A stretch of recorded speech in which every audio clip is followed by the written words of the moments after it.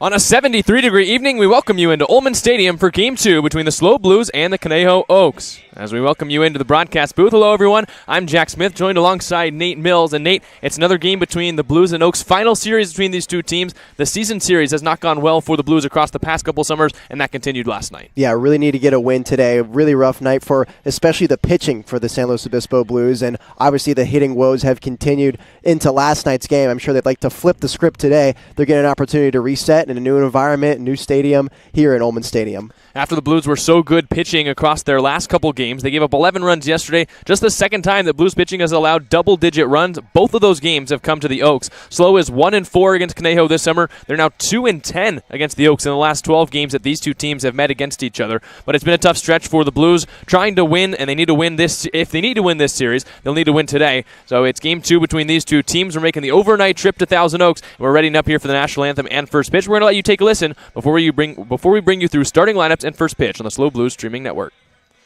That's why I write stuff down.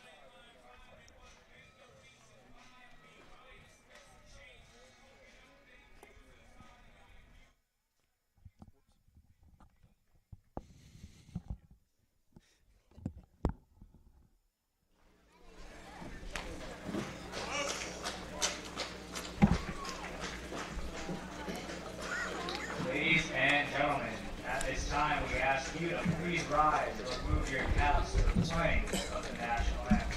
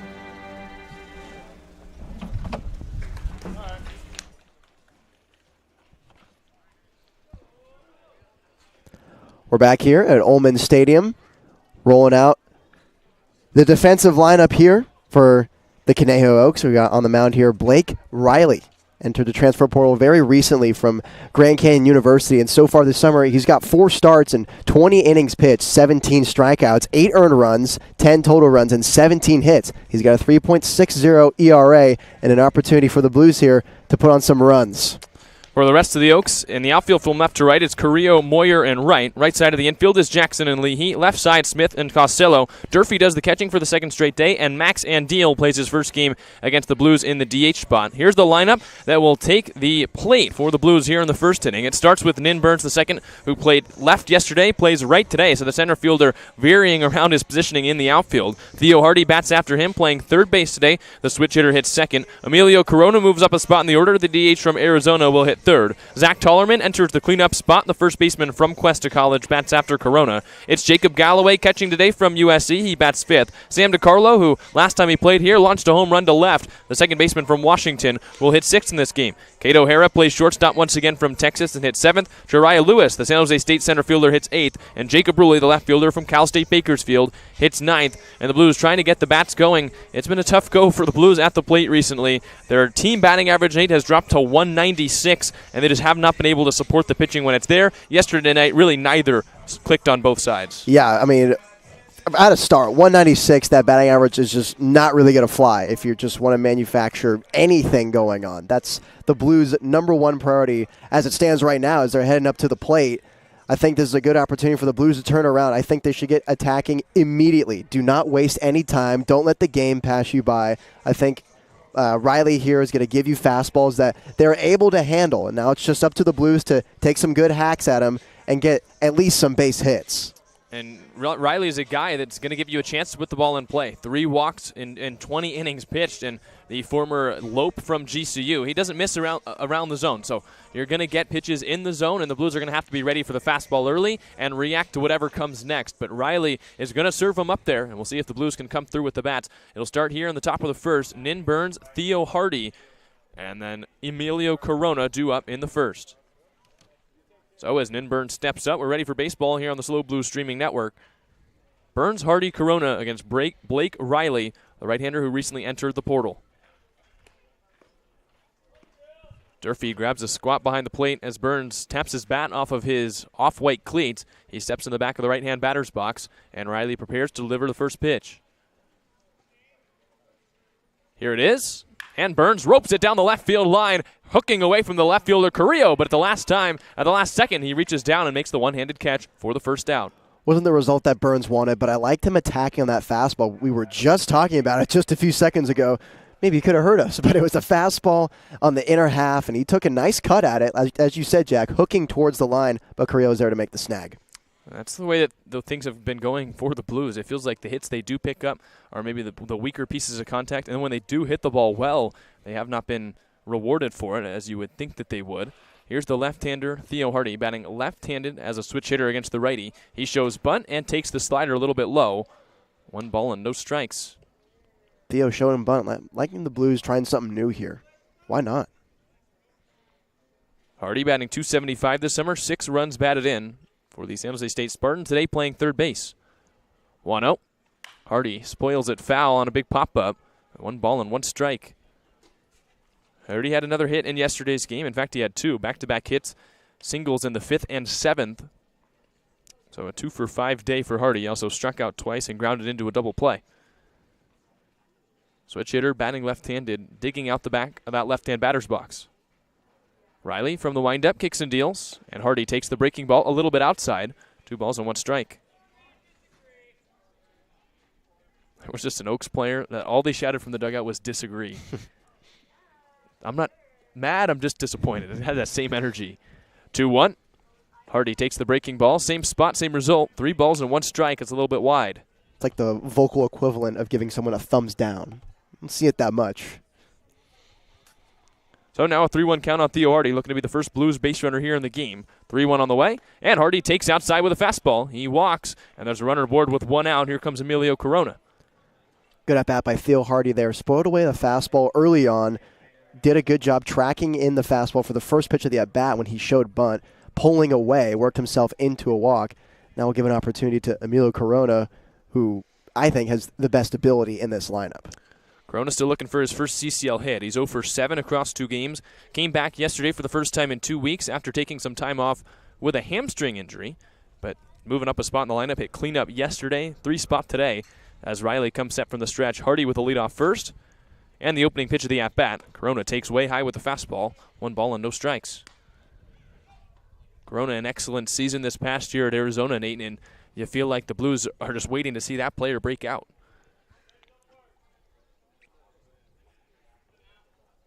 Riley sets 1-0. Corona breaks his bat on a pop-up to short. Out goes Smith, the shortstop, and as he ranges into the outfield grass, he makes the catch for the second out of the inning.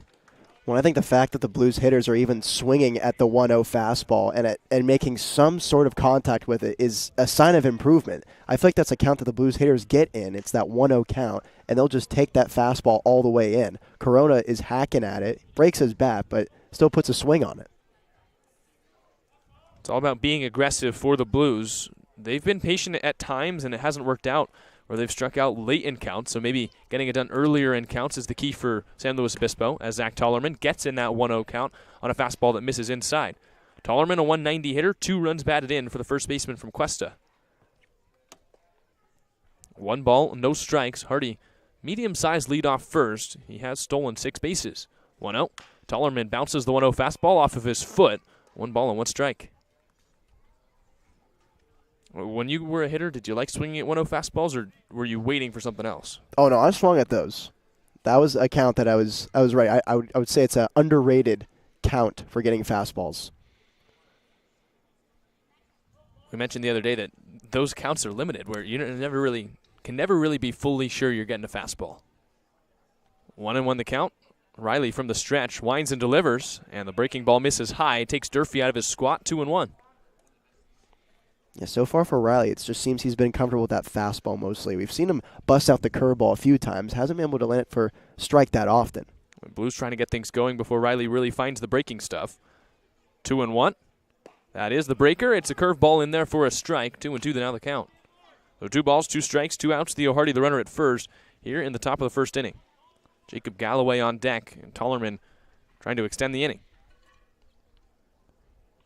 Hardy bouncing off first, 2-2 on the way. Tollerman lines it on one hop to second. Leahy waits for it, gloves it on the backhand, and throws across to first in time for the out. So the Blues get the walk, but they do not score. Way to the bottom of the first. It's 0-0 on the SLO Blues streaming network.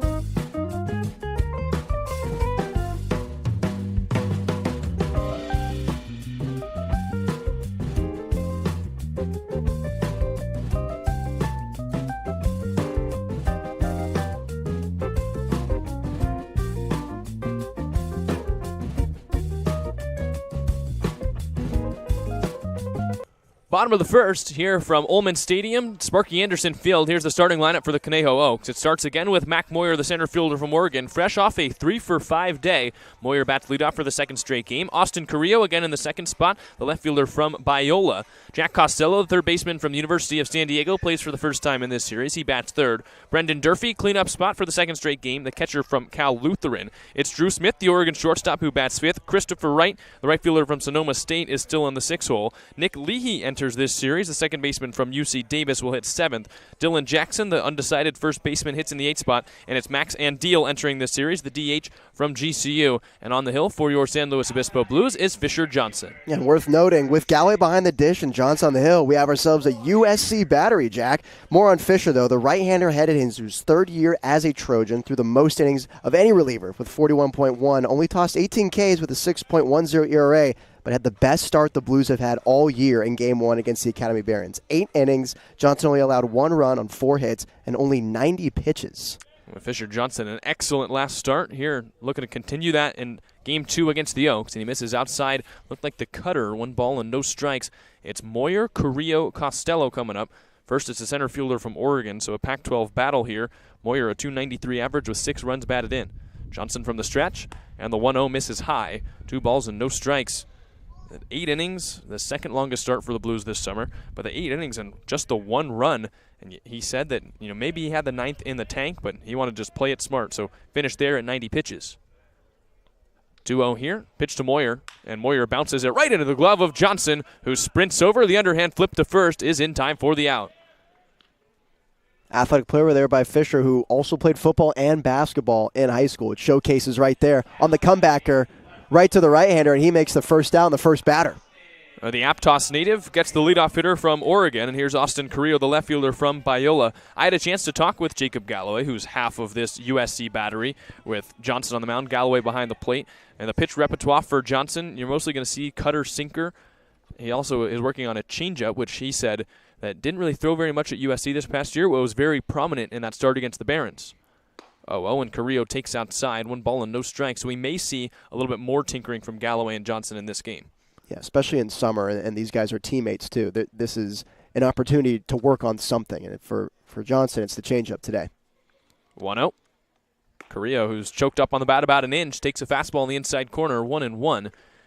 Galloway said the key for Fisher Johnson is working with the sinker and cutter mix. If he starts his pitches off in the middle, he'll be good because they won't miss over the plate or too far away. Start the sinker and the cutter on the inside, they'll break either way as this little flare goes over the head of Theo Hardy and into left field. Not hit very hard, but that's the first hit today for the Oaks as Carrillo's aboard with 1 out. Nope, not hit hard, and that's what makes that extra frustrating if you're Johnson, because you feel like you did your job. You got soft contact, and you feel like, oh, this is something my guys can handle, but they can't. There's nothing they can really do, just nestles over the head of Theo Hardy, and the Oaks got a base runner. So Carrillo aboard, decent speed for the left fielder from Biola. He's 3 for 5 on stolen base attempts. Here's Jack Costello moving into this lineup, into the 3 spot. The third baseman from USD is hitting .208 with 6 runs batted in. Johnson kicks and deals, and Costello takes the cutter high. 1 ball and no strikes. So I guess we've thought it's been a slider this whole time from Johnson, but it's a cutter. And if it's a cutter, it moves a lot. Yeah, I mean, I've said before that the cutter and the slider, they'll have similar actions to it. Pick to first. Back in there is Austin Carrillo. So a hit already here for the Oaks. They had a plenty of them yesterday. 11 runs put up in the lone home game of this series for the Blues as the Oaks came in, scored 11, and took the first game at Sinsheimer. 1-0. Big swing and a chopper towards third. Rolling down the line. Will the Blues let it roll foul? They'll try, and it finally does as it crosses about the halfway point of the line. 1 ball and 1 strike. Didn't think that was going to roll foul for a second. That's some pretty thick infield grass, and luckily for the Blues, the ball just rolls off the edge of it. So an even count, 1-1 on Jack Costello. Costello did not play in yesterday's game, but enters this game in the 3 spot. Mostly the same lineup, I would say, for the Oaks. A couple guys that have changed. And Costello, after hitting .234 this past year at USD, still carries a .301 average at the collegiate level. Hitting a little bit lower, the .208 batting average so far for the Oaks. If I'm the Oaks, I'm not really needing to change much. You're throwing up 11 runs. Not much you got to adjust. 1-1. That's outside. If it ain't broke, don't fix it. Exactly. The Oaks were in that. The last time the Blues played here, the Oaks were in that mindset where they were rattling off wins. They were 5-0 by the time they were done with the Blues. Then they went on that 9-game losing streak, including the Game 1 loss to the Blues a couple weeks ago. Since then, they've evened out a little bit more. Now 9-11 in league. 2-1. Big swing and a miss. That's the cutter off the outside corner. 2 balls and 2 strikes. So the Blues are 6-10 in league play. They're now a game back of the Oaks. Blues in 5th place. Oaks in 4th at 9-11. 2 balls, 2 strikes as Johnson searches for his first K. He deals, and he got it. Strikeout swinging of Jack Costello, and there's 2 away here in the first. Yeah, it goes back to the cutter, and honestly, Jack, I'd say from that arm angle and based on the speed and action of that pitch, that almost looked like a slider. Now, we know he officially doesn't throw them, but it looked like it there. Nonetheless, it was very effective on Costello. He goes down swinging. Cutter's one of those pitches, too, where you'll see the guys sometimes, maybe a Yu Darvish, where they throw a pitch, but they'll throw it a different way. I wonder if that's the case with Johnson, where maybe in 2 strike counts, if he's looking for a little bit more horizontal movement, he can fiddle with his hand a little more to get more of that slider action. But here's Brendan Durfee, a pick to first again, and back in there is Carrillo.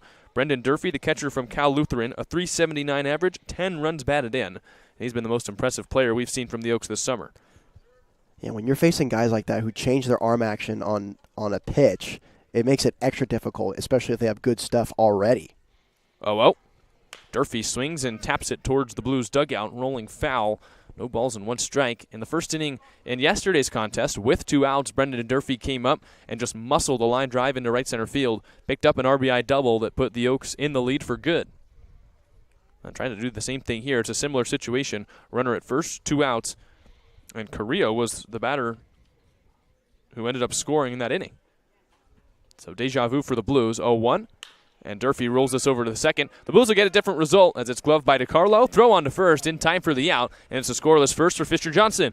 We head to the second, still scoreless on the SLO Blues streaming network.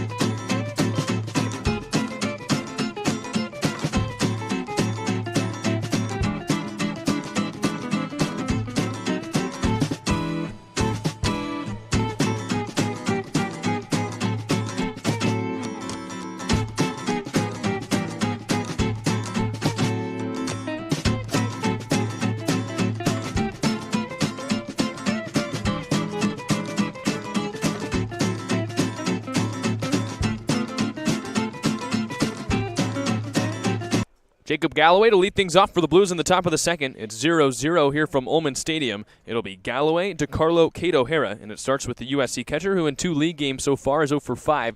Still looking for his first CCL hit. Step in the back of the left-hand batter's box as Riley delivers, and Galloway takes a breaking ball in the outside corner, no balls and 1 strike. And there's Riley plopping in the curveball for a strike. He was struggling to get it in the zone in the first inning, but he starts off the second with a strike. 0-1. Galloway takes this breaking ball a little bit low, 1 ball and 1 strike. And Galloway, it's weird to see him not struggling because it's only 2 games, but it's weird to see him without a batting average. He was so good this past year at USC, hit well upwards of 300. 1-1. Galloway takes a little outside. 2 balls and 1 strike with the fastball. A .365 average for Galloway in his freshman season for the Trojans. Played in 20 of USC's last 23 games and really just ran away with a starting catcher down the stretch. 2-1 on the way, and he fouls it off. 2 balls and 2 strikes. He's had some good at-bats. He's drawn a couple league walks. He's got a couple non-league hits, but still searching for that first CCL South base knock. He fights off the curveball right there. He got one 2-1. And if I were him, I'd probably be taking that. Want to get a better pitch. 2-2. That's way up. Breaking ball elevated. 3 balls and 2 strikes. Galloway, though, doesn't need a hit to get on. A 3-ball, 2-strike count. He'll take a walk here to open up the second. The Blues have had 1 base runner so far as Hardy walked in the first. But Riley got the next 2 out. 3-2. Galloway swings to the breaking ball, lifts it down the left field line, and taking away from the left fielder Carrillo, who watches it bounce just foul. So the count's still full. It did a good job on that curveball right there. With the opposite approach, the left-handed hitter tries to poke it that way. It just gets a little under it, and this is inches foul. That left field line, it's the Blues versus the left field line, and we saw that in the series against Santa Barbara where every line drive and ground ball and fly ball down that line was foul by about a foot or less. It seems it's followed them to Thousand Oaks. But still a full count on Jacob Galloway, who lofts in a deep breath after stepping back into the left-hand batter's box. Crowding the plate as Riley from the windup strides and shoots. Galloway ropes it on the ground to second. A slow roller to Leahy, the second baseman, who flips it on to first in time for out number 1. Yeah, and he got a fastball. Galloway just rolls it over.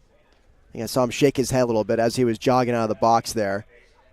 But he put together a solid at-bat. Seeing 7 pitches, you go back to the dugout, you can tell your team what you saw, but also that just shows the importance of throwing strikes. If you're Blake Riley, you just threw one in there in a 3-2 count, you got the roll over to second. Good things happen when you throw strikes. Yeah, when they have a team batting average like they do, why not try to challenge the Blues hitters? Blues in a little bit of a slump. Here's Sam DiCarlo with a .222 average, and he muscles this one into shallow center. In comes Moyer, and at the last second, he reaches up with that right-handed glove and makes the catch. Once again, I'm liking the aggression so far for San Luis Obispo. This is a fastball that's outer cut. DiCarlo goes after it, just a little too softly hit, and Moyer can just make an easy play on it. Well, you know a guy just had to throw 7 pitches to the leadoff hitter, so you figure you're going to get something for a strike because he wants to speed up the inning a little bit. So a smart approach by DiCarlo. Not the result he was looking for, but a good swing. Here with 2 outs is Kate O'Hara, a 118 average, but O'Hara riding a little momentum after a pinch hit base hit his last time up. He swings and misses here at a slider. No balls and 1 strike. You ever have a situation like that where you're really struggling, but in a big game your coach shows some trust in you, throws you in there maybe as a pinch hitter or a replacement in the game, and then you do come through and build on it? You wanted to say pinch runner. I know you wanted to at Towson. But yes, I certainly had moments like that, and those are the moments that felt the best, and then you can come into the next game with more confidence and more momentum into the at-bat. O'Hara, after pitching yesterday, playing shortstop today. 1 ball, 1 strike. Here's the offering. It's a breaking ball in the outside corner. We say O'Hara was pitching. It was an 11-4 ball game when he came in the 9th, but he had a good outing, topped out at 87 miles an hour, and threw the only inning for the Blues where less than 5 hitters came up for the Oaks. 1-2. O'Hara takes outside 2-2. So not only was it a 1-2-3 inning, the Blues didn't even have a 4-batter inning coming into the 9th. This kind of puts in perspective the type of pitching that was on display last night at Sinsheimer. Arms had really all worn out after the Santa Barbara series. 2 balls, 2 strikes here as Riley kicks and deals. And O'Hara squibs it on the ground past the glove of the pitcher. In comes Leahy, the second baseman. He bobbles, throws, and is not in time. Kate O'Hara reaches on a little squibber on the infield. That's the first hit for the Blues here with 2 outs in the second. We continue to put the ball in play. That's going to put more pressure on the defense. Sooner or later, a mistake was going to have to happen for the Conejo Oaks, and the bobble happens right there. And it's moments like that where you got to get a rally going. Still waiting to see if they put a hit up on the scoreboard. I think that's a hit. Maybe if Leahy doesn't bobble it, then he's out at first, but that was a tough play for the second baseman who had to readjust after the ball got past the glove of Riley. Either way, here's Jariah Lewis, center fielder from San Jose State, takes the breaking ball high, 1 ball and no strikes. So I guess the official ruling is E4. Jariah Lewis, 189 hitter, 3 runs batted in. Chance now with a runner aboard and 2 outs. Durfee sets up outside. Riley kicks and deals, and Lewis spoils it foul on a line, 1 ball and 1 strike. We'll make a mental note that E4 we think should mean a hit.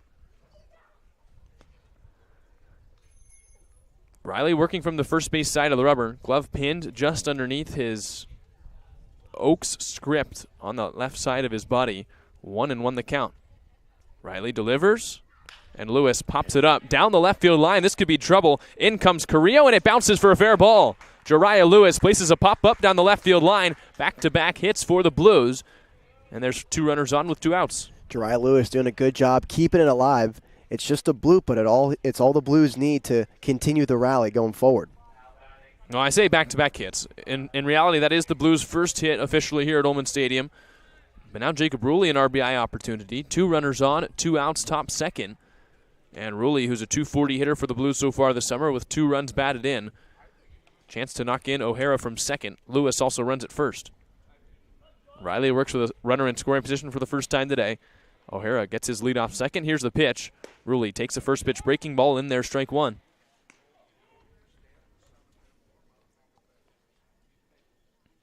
Jacob Ruley playing left field today. CSU Bakersfield Roadrunner has mixed in between second base and the outfield. Today getting another start in left, batting 9. 0-1. Ruley behind on the fastball. Quickly no balls and 2 strikes. I just got going a little late there, but he saw that pitch coming in for a strike, knew it's something he could hit, just got going a little late. Blues haven't hit a ball hard yet, really, in this inning that has ended up in a base runner. The squibber by O'Hara that was ruled the error. The pop-up by Lewis, that was the hit. And time is called by Jacob Ruley.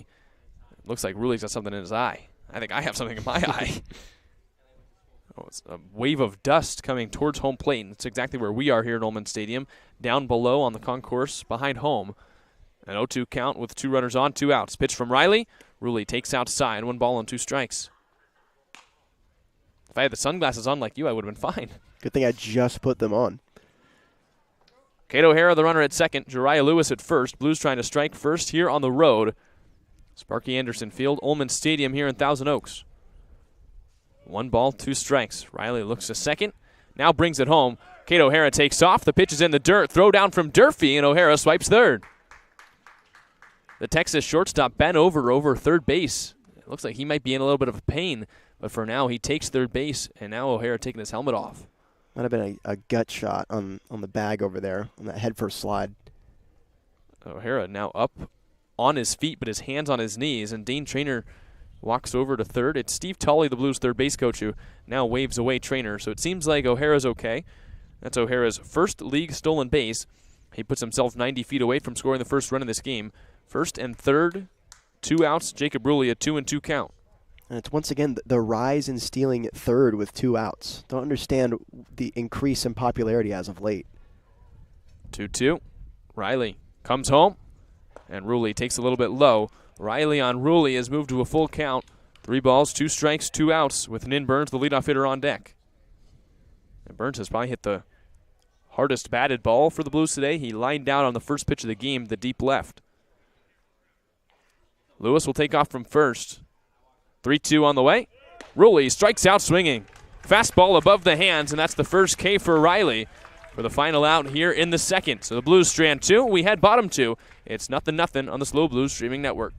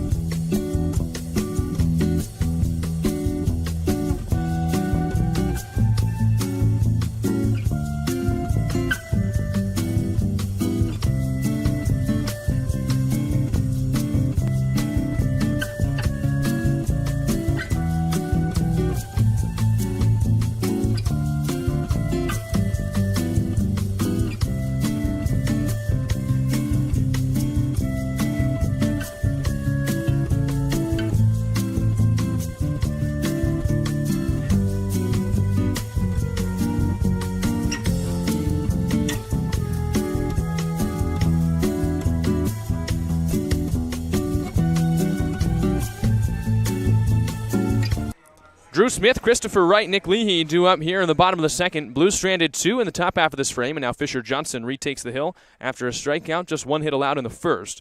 Here's Drew Smith, the shortstop from Oregon. First pitch, and Smith takes the sinker on the inside corner. No balls and 1 strike. Talking with Jacob Galloway before the game, Nate, we were talking about the pitches that start in the middle will break towards the edges of the plate. That one seemed like the perfect sinker. Yep, we saw it right there. It took it for a strike. Johnson kicks and deals. And Smith pops it up foul over the first base side. It's maybe heading for our bus in the parking lot. Instead, it bounces towards the swimming pools here at Cal Lutheran. So the campus of Cal Lu, it's Ullman Stadium, Sparky Anderson Field. I think it's got enough names. So an 0-2 count on Drew Smith, 222 hitter, 7 runs batted in. Johnson looking for an out to start the second. He comes sent. Black glove held at his Navy belt, kicks and fires. And Smith takes the cutter out. 1 ball and 2 strikes. So this time, Johnson tries to elevate the cutter. Smith able to hold off. 1-2, Blues play the infield straight up. Here's the pitch. Smith ropes it down the left field line, hooking just foul about a yard or 2. So the count's still 1 ball and 2 strikes as it bounces off the bullpen, off the 325 marker and left. And Smith has to re-grab the bat. The war on the left field line continues. The score is, I think, left field line, 974. Hitters, like maybe 1. 1-2 the count. Johnson again set at the belt. He strides and shoots. And Smith, did he go around on the cutter? Yes, he did. The ball bounces away from Galloway. He retrieves it behind the home plate, throws on to Tollerman. Strikeout number 2 and out number 1 here in the second. There's that stuff again. As we saw, Jack, it start middle, broke away. And I think you can apply that to most of our pitchers. I feel like a lot of our guys coming out of the Blues bullpen or even starters, I think if you look at Grant Cunningham's start and you saw Chris Stewart coming out of the bullpen, those are guys with a lot of horizontal movement in their pitches.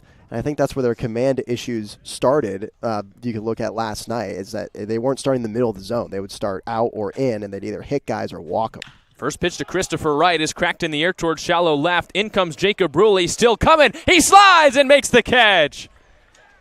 The Roadrunner with an epic grab in left, and there's 2 away. Jacob Ruley gets a perfect jump on this pop fly over in left. Kind of overshoots it, but if you take a look at the flag out there in left center, it's blowing back towards center. So he kind of overran it, had to lunge back a bit on that slide, but he does a great job being an athlete and still making the play. With how fast Jacob Ruley was running, I didn't think he was going to get to that ball, but a slide at the last second, and he's able to reel it in. Here's Nick Leahy, the second baseman from UC Davis, with 2 outs now in the second. Leahy, an 083 hitter, 2 runs batted in. As Johnson comes home, Leahy takes the cutter on the outside corner, and Christopher Wright swinging at the first pitch brought me off my point, but Smith, the strikeout, the ball bounced in the other batter's box, and he chased it down low. It shows you the kind of swing and miss stuff that Johnson can have. Normally not a strikeout guy, but he's had the ability for sure.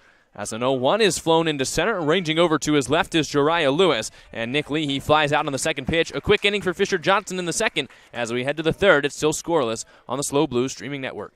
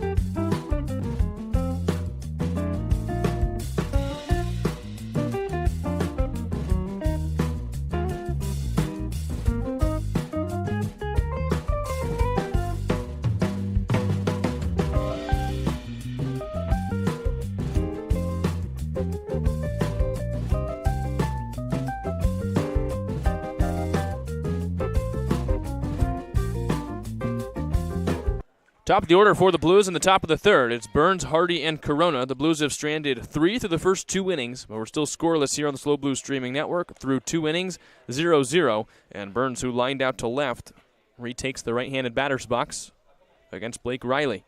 Riley from the wind-up strides and shoots, and Burns this time takes the first pitch. It's a breaking ball on the outer half. No balls and 1 strike. An 8-pitch inning last frame for Fisher Johnson, and that's brought the Blues right back up, trying to bring in some runs against the Oaks. It's been a tough stretch between the Blues and the Oaks for San Luis Obispo. 0-1, and Burns pops this one up out of play. 2-10 are the Blues in the last 12 games against the Oaks, trying to flip the script a little bit and even things out across these final 2 games against Conejo this summer. It's crazy to say already that the Blues are about to be finished with an opponent this summer. These 2 games here in Thousand Oaks, the final 2 between these 2 squads. 0-2. Burns takes the breaking ball high. Close pitch, 1 ball and 2 strikes. It's a good lead, and that's a similar pitch to what Burns swung at on the last pitch, the one he fouled off. Burns now hitting sub 200, the 1-2. He chases this one. Same pitch, this time he swung and fouls it out of play. Burns came into this game hitting 194 after the out in the first, a little lower.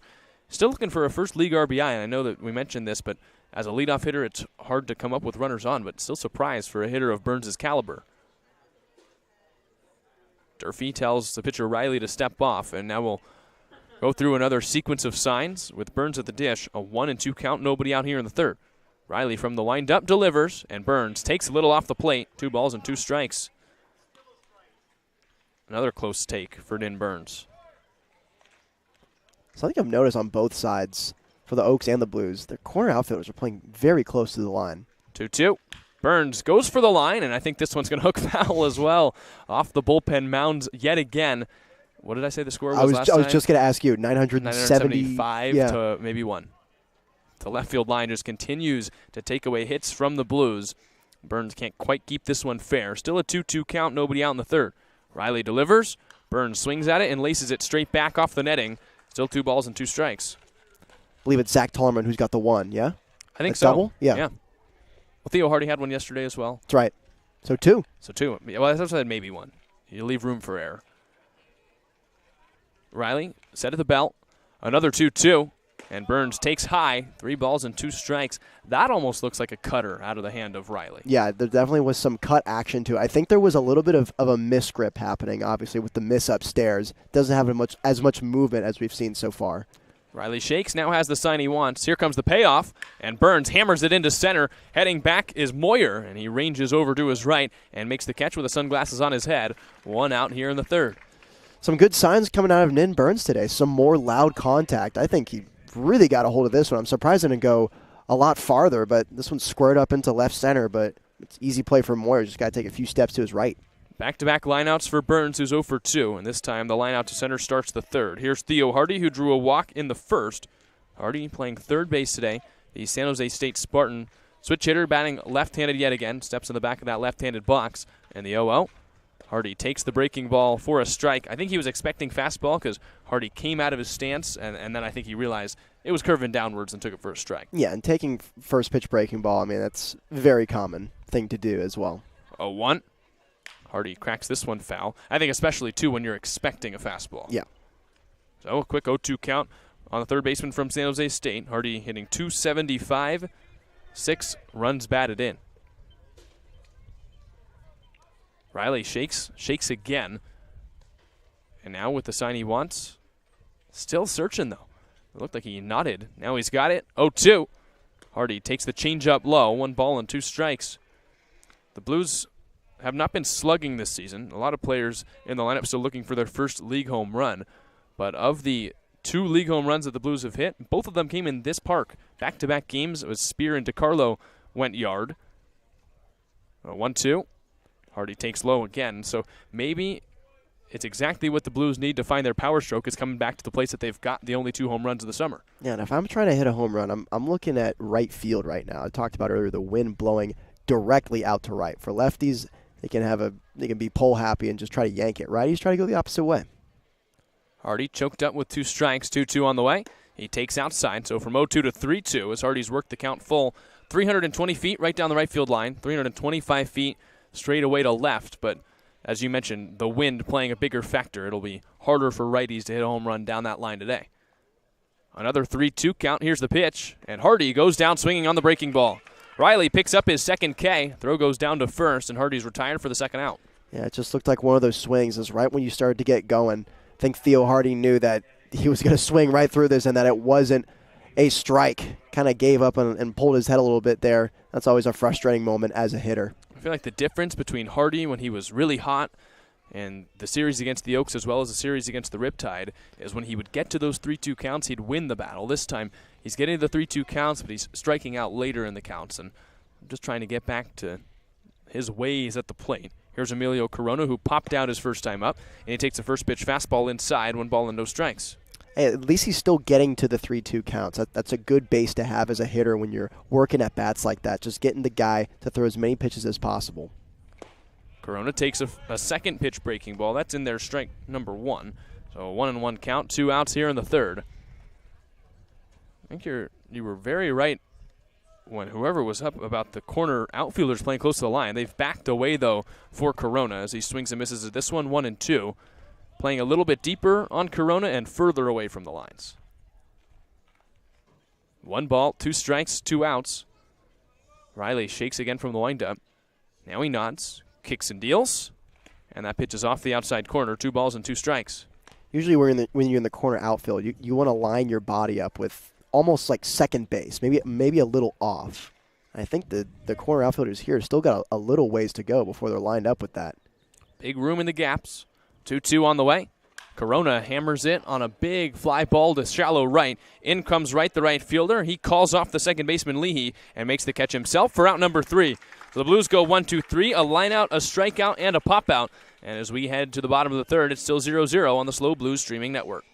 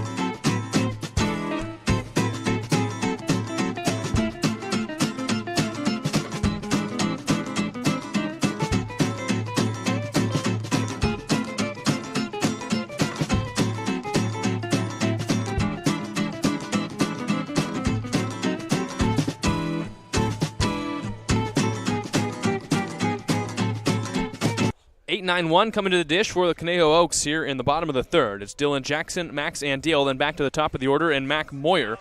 Still a scoreless game here from Ullman Stadium as Fisher Johnson has worked a scoreless first 2.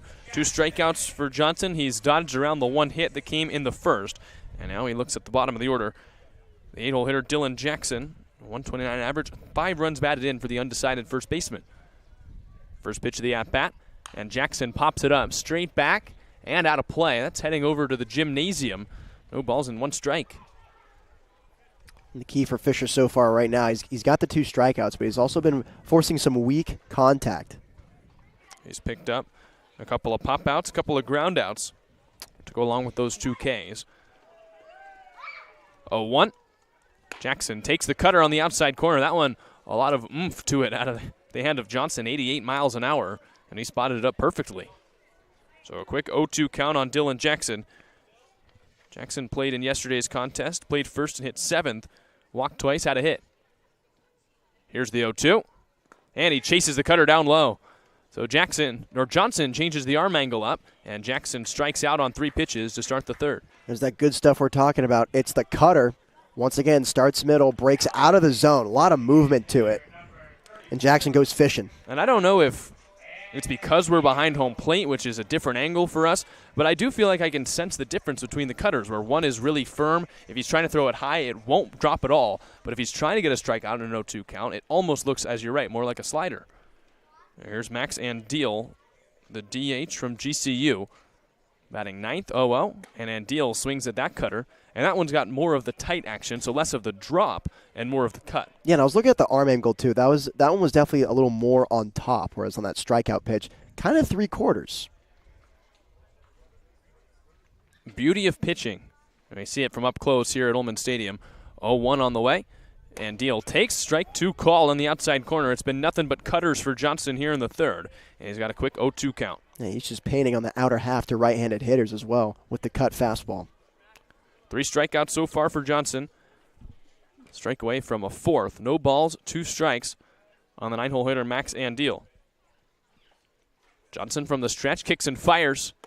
Got him. Perfect slider on the outside corner. And it's a back-to-back strikeout performance here in the third. 2 outs. That was a thing of beauty right there. So much movement, both horizontally and vertically. Just a slider that plops right into the lower half of the strike zone. Buckles up Andeal. And this is when Johnson's at his best. We said the command at USC was really, it was maybe the best on the USC staff. He was a little bit lacking in command when he showed up for the Blues, but he's really turned it back around the last couple of starts.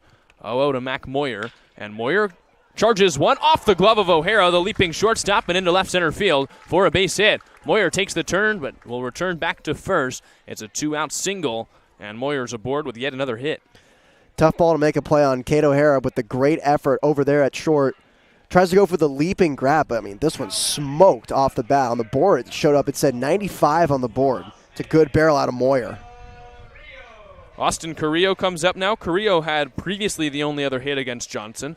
A flare single to left in the first. So Carrillo, who's 1 for 1, comes up now. The base runner aboard. Johnson had retired everyone since Carrillo until that hit from Mac Moyer. 0-0.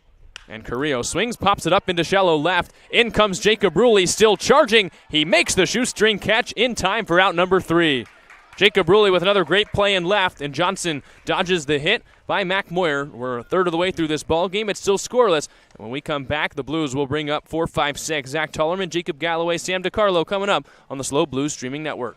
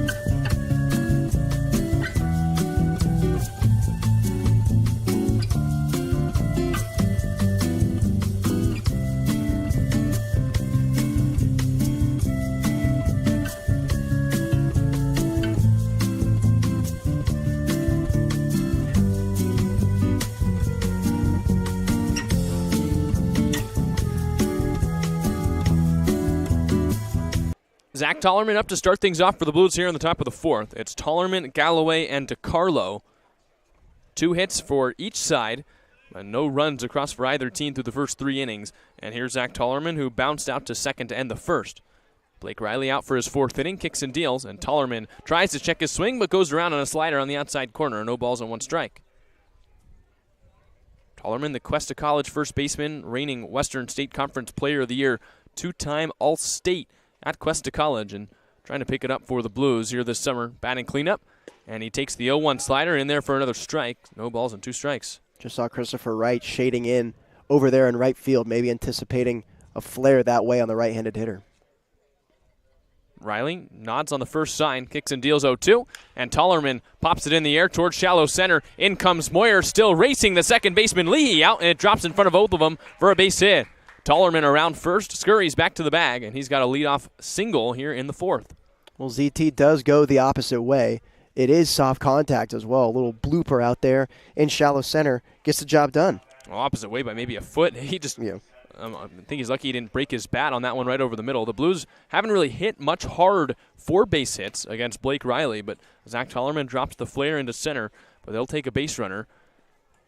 Here now with nobody out, Tollerman leads off first, and here's Jacob Galloway, who worked an 8-pitch at-bat his first time up before bouncing out to second. It was the bomb bat, that's why I didn't break. 0-0 the count on the USC catcher. Durfee sets up outside, Riley deals, and Galloway takes outside, 1 ball and no strikes. Galloway now 0 for 6 with a pair of walks in league play. Still searching for his first CCL South hit, and he's got a base runner aboard. And you mentioned the outfielders playing in. I feel like we've seen that a lot against the Blues lately, and I think it may be because teams see they can't slug. As Tollerman takes off, a slider's high. The throw is way on time, and Tollerman gunned out. Brendan Durfee didn't even need to try all that hard. He guns out Tollerman at second, and just like that, there's 1 out. And this was not a great jump by Tollerman over there at first. He should have shut that down immediately. Taking 1-2, throw on the brakes as best as you can, and get back to first. It's always best when you're wanting to steal a bag. If you don't get the best jump, you need to look inside yourself and be like, I didn't get a good jump. I should probably go back here. So the base runner erased. 2 balls and no strikes now the count on Galloway. And the USC catcher takes the breaking ball in the outside corner, 2-1. As Zach Tollerman came into this game, had not attempted a league steal, hadn't stole a bag either. But on his first attempt, thrown out. So the single is erased. 2-1. Galloway swings and lines it straight back. 87-mile-an-hour fastball back to the screen. 2 balls and 2 strikes. So a chance for Riley after giving up the inning starting single. If he can get Galloway out here to immediately have 2 outs on the board. And with 1 out, a 2-2 count, he nods, deals, and Galloway flies it foul. One noticing about Galloway, especially against Riley today, really good bat-to-ball skills, and he's, I think, going to force a lot of these 3-2 counts that we saw him have back in the second inning. Yeah, bat-to-ball, also trying to go to left field. I feel like he's consciously making that decision. It's a good thing to work on for left-handers as well. The majority of his hits at USC went the other way, trying to do that here. 2 misses high, 3 balls and 2 strikes, so another full count for Blake Riley. Pitch count's running up there a little bit here in the fourth as he's gotten deep on a lot of these hitters. And Galloway checks the count. And a full count, steps back in the left-hand batter's box. Riley working from the wind-up first base side of the rubber, kicks and deals, and Galloway shoots it foul again over the netting. Still 3 balls and 2 strikes. Yeah, doing a good job at spoiling those fastballs, and he's putting on some good swings as well. They're not just kind of half-hearted swings. They all have intent on them.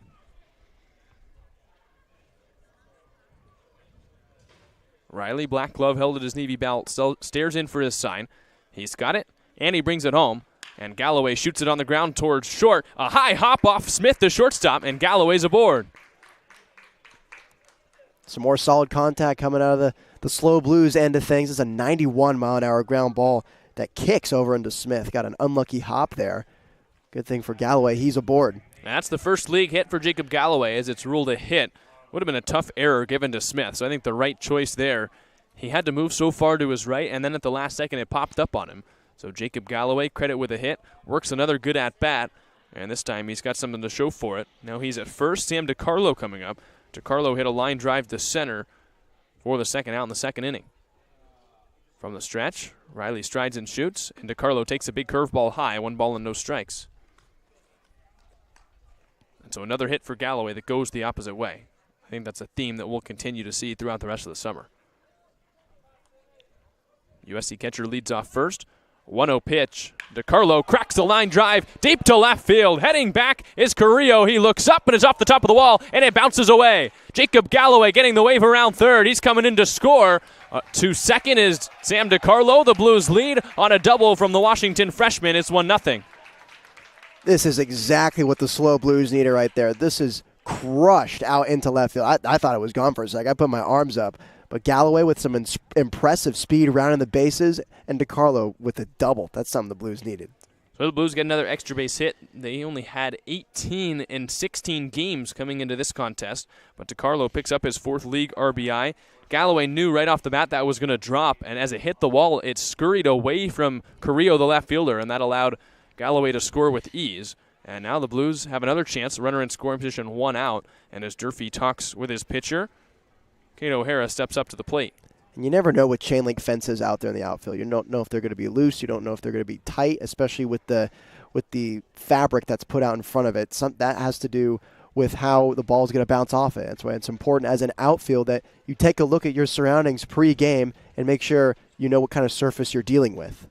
O'Hara takes a first pitch breaking ball up high, 1 ball and no strikes, and DiCarlo was hunting fastball early in the count. That's what he got, and he didn't miss it. Now that's something the Blues definitely need to build on. That's a characteristic they've been needing all season. 3 hits now for SLO, a run on the board, the first of this game. 1-0 count on Kate O'Hara. Riley from the stretch. Looks back to second, now comes home. DiCarlo takes off, a swing and a miss. The throw from Durfee. DiCarlo is thrown out at third. I thought he got under the tag, and the Blues disputing the call from the first base dugout, but DiCarlo takes the long walk back across the diamond, and here comes Dean Traynor. He is not happy. I think they got him. That was a good throw over there. I think that was a good tag. DiCarlo with the head first slide. Doesn't really make a move to evade it, but I think they got him on the hand. We have a view right down the third base line. What I saw is Durfee definitely beat him with the throw, but the tag came in late from the third baseman Costello, and DiCarlo, who went into a very long slide head first, got the hand in there before the tag.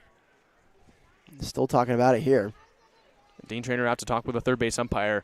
Traynor has his angry face on, and the third base umpire is smiling. I don't think that's a match made in heaven. That's just going to fuel the angry face.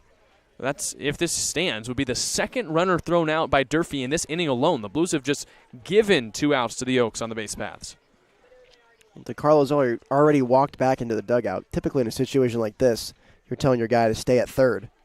Dean Traynor with an expletive-ridden argument with a third base umpire. Not pleased with the call at third. Continually pointing to the third base bag where DiCarlo was just called out. Umpire turns his back on Dean Traynor. Traynor still arguing, and he heads back to the dugout. So DiCarlo is out at the third base bag. Would have put himself at third with only 1 away.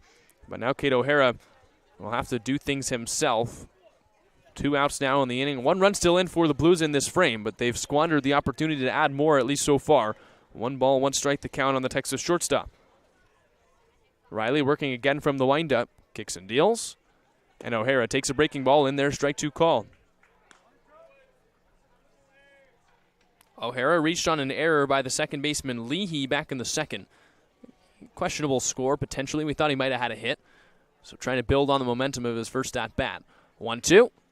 And he pokes it up the middle, ranging to his left as the shortstop Smith. He gloves behind the bag, throws high. It almost takes the first baseman Jackson off the bag, but he keeps the toe on for the final out of the inning.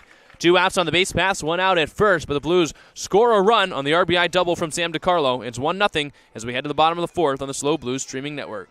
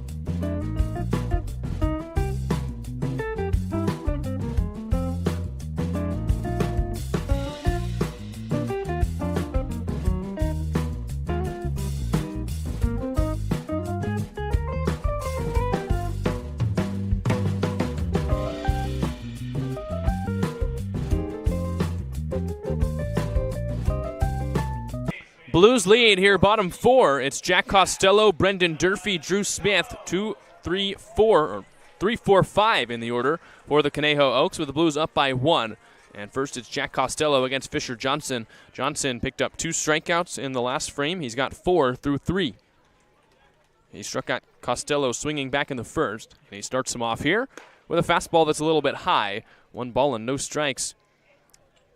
We got to change a couple of the things that happened last inning. They gave Jacob Galloway an error on the shortstop Smith, so now it's ruled the Blues have just 3 hits and 2 errors for the Oaks.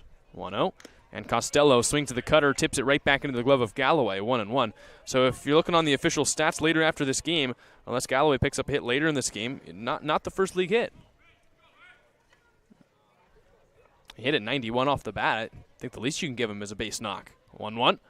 Costello takes the cutter outside, 2 balls and 1 strike, and Johnson continues to rely on the cut fastball early on in this ballgame. Yeah, and if I'm him, why not? Just keep going after it until they figure it out. The stuff's working for him so far. 2-1 on the way. Costello chases it back to the screen. 2 balls and 2 strikes. That was the cutter once again. And now with 2 strikes, you wonder if we'll see Johnson go to that hybrid cutter where he drops the arm angle a little bit, takes some velo off, and it looks more like a slider. Yeah, and the cutter right there, once you start to master it, when you start it in the middle of the zone and it reaches out, he started out of the zone and it went even more out, causing Costello to go after it. 2 balls, 2 strikes. Johnson delivers, and Costello bounces it foul into his own dugout off the bricks. Little pinball going on, and it hit a player, and they're laughing at him. There was no netting on that dugout. I didn't even notice that till just now. And there's brick on the inside, so it bounced with even more velocity than when it came in off the wall almost. Pinball's a good term. Yeah. Fish in a barrel. Yeah. 2 balls, 2 strikes. Here's the pitch, and he struck him out. Johnson goes back to the slider and picks out number 1 here in the 4th. Yeah, like I said, once you can master your breaking stuff where you can start it middle and it can break out of the zone, you can have some fun with it. You have some playing room. You can start it out of the zone, and it can break wherever. This one was never a strike, and he makes Costello fish for it. You keep saying fish for it like I'm going to reach for that pun. Fisher Johnson on the hill. He's got 5 strikeouts here for 1 out in the 4th inning. It's Brendan Durfee who grounded it out to second back to end the 1st, and he crushes a line drive to center. Heading back is Jariah Lewis right at the 400 marker. He squares up and makes the catch at the track. Long out for Brendan Durfee, but on 1 pitch, Fisher Johnson retires the Cal Lou catcher, and there's 2 outs. Oh, and this one's crushed, and Jariah Lewis gets a great jump on it. He turns the correct way, and luckily for him, that ball was hit hard enough to where it just stayed straight, and he didn't have to flip the hips or head or anything. He could just run back on the path that he was set on and catch the fly ball. The ball was hit maybe 395 feet. It was a homer to any other part of the yard, but Jariah Lewis collected it for out number 2. And now Drew Smith steps up after striking out to start the 2nd, and he fouls this one off the chest piece of Jacob Galloway. No balls and 1 strike. And I wonder, once the Oaks start to get comfortable, maybe with the cutter, now that's when I think we're going to see the Fisher Johnson sinker, and he's going to break a couple bats. Sinker as well as the changeup, too. We talked about it earlier. We haven't even seen it that much in this game. Maybe it wasn't comfortable with him in the bullpen. It was such a good pitch for him against the Barons that curious to see. 0-1. That looks like the cutter yet again, and it's quickly no balls and 2 strikes on the shortstop from Oregon, Drew Smith. You talk about the beauty or the art of pitching. I mean, there's some weirdness, too. Sometimes things don't click on certain days, and some days they do. Some days you just got to go with what you're confident in. No balls, 2 strikes, 2 outs. Johnson confidently delivers, and did he go around? No swing by Drew Smith on that breaking ball off the outside corner. 1 ball and 2 strikes.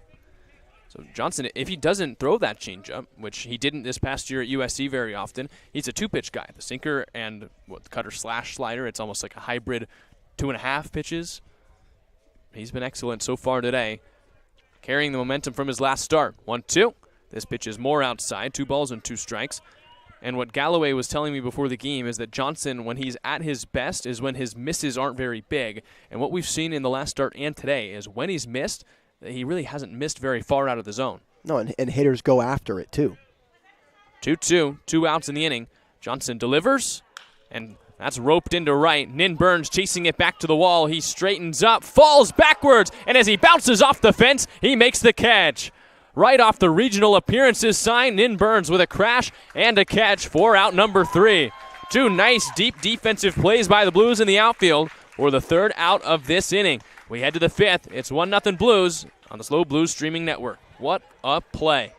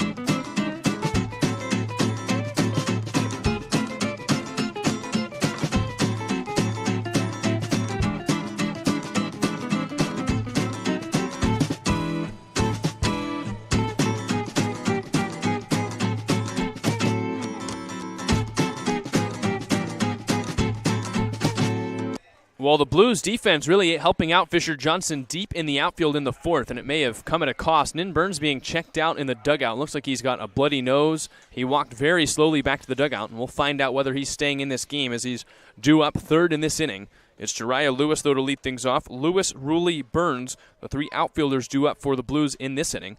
Lewis had a great play of his own where he caught a ball about 400 feet deep in center field. Took a nice angle and picked up the second out of the inning. Here he leads off the fifth after singling in the second.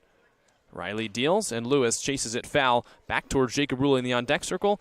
He makes the play, 1 ball and no strikes. And as we learned, it's a really stiff fence out there in the outfield. We saw in the Sam DiCarlo double, that ball really just kicked away at the bottom half of the fence. So now we know that crash hurt extra more because we know how stiff the fence is. 0-1. Lewis takes the breaking ball for a strike. So 0-2 the count, and it feels like Riley has felt more control in that slider ever since the first inning. Yeah, it took him a while to get used to it, but now he's starting to pitch it for some more command and for some strikes as well. 0-2 to Lewis. The righty works from the windup. Kicks and fires.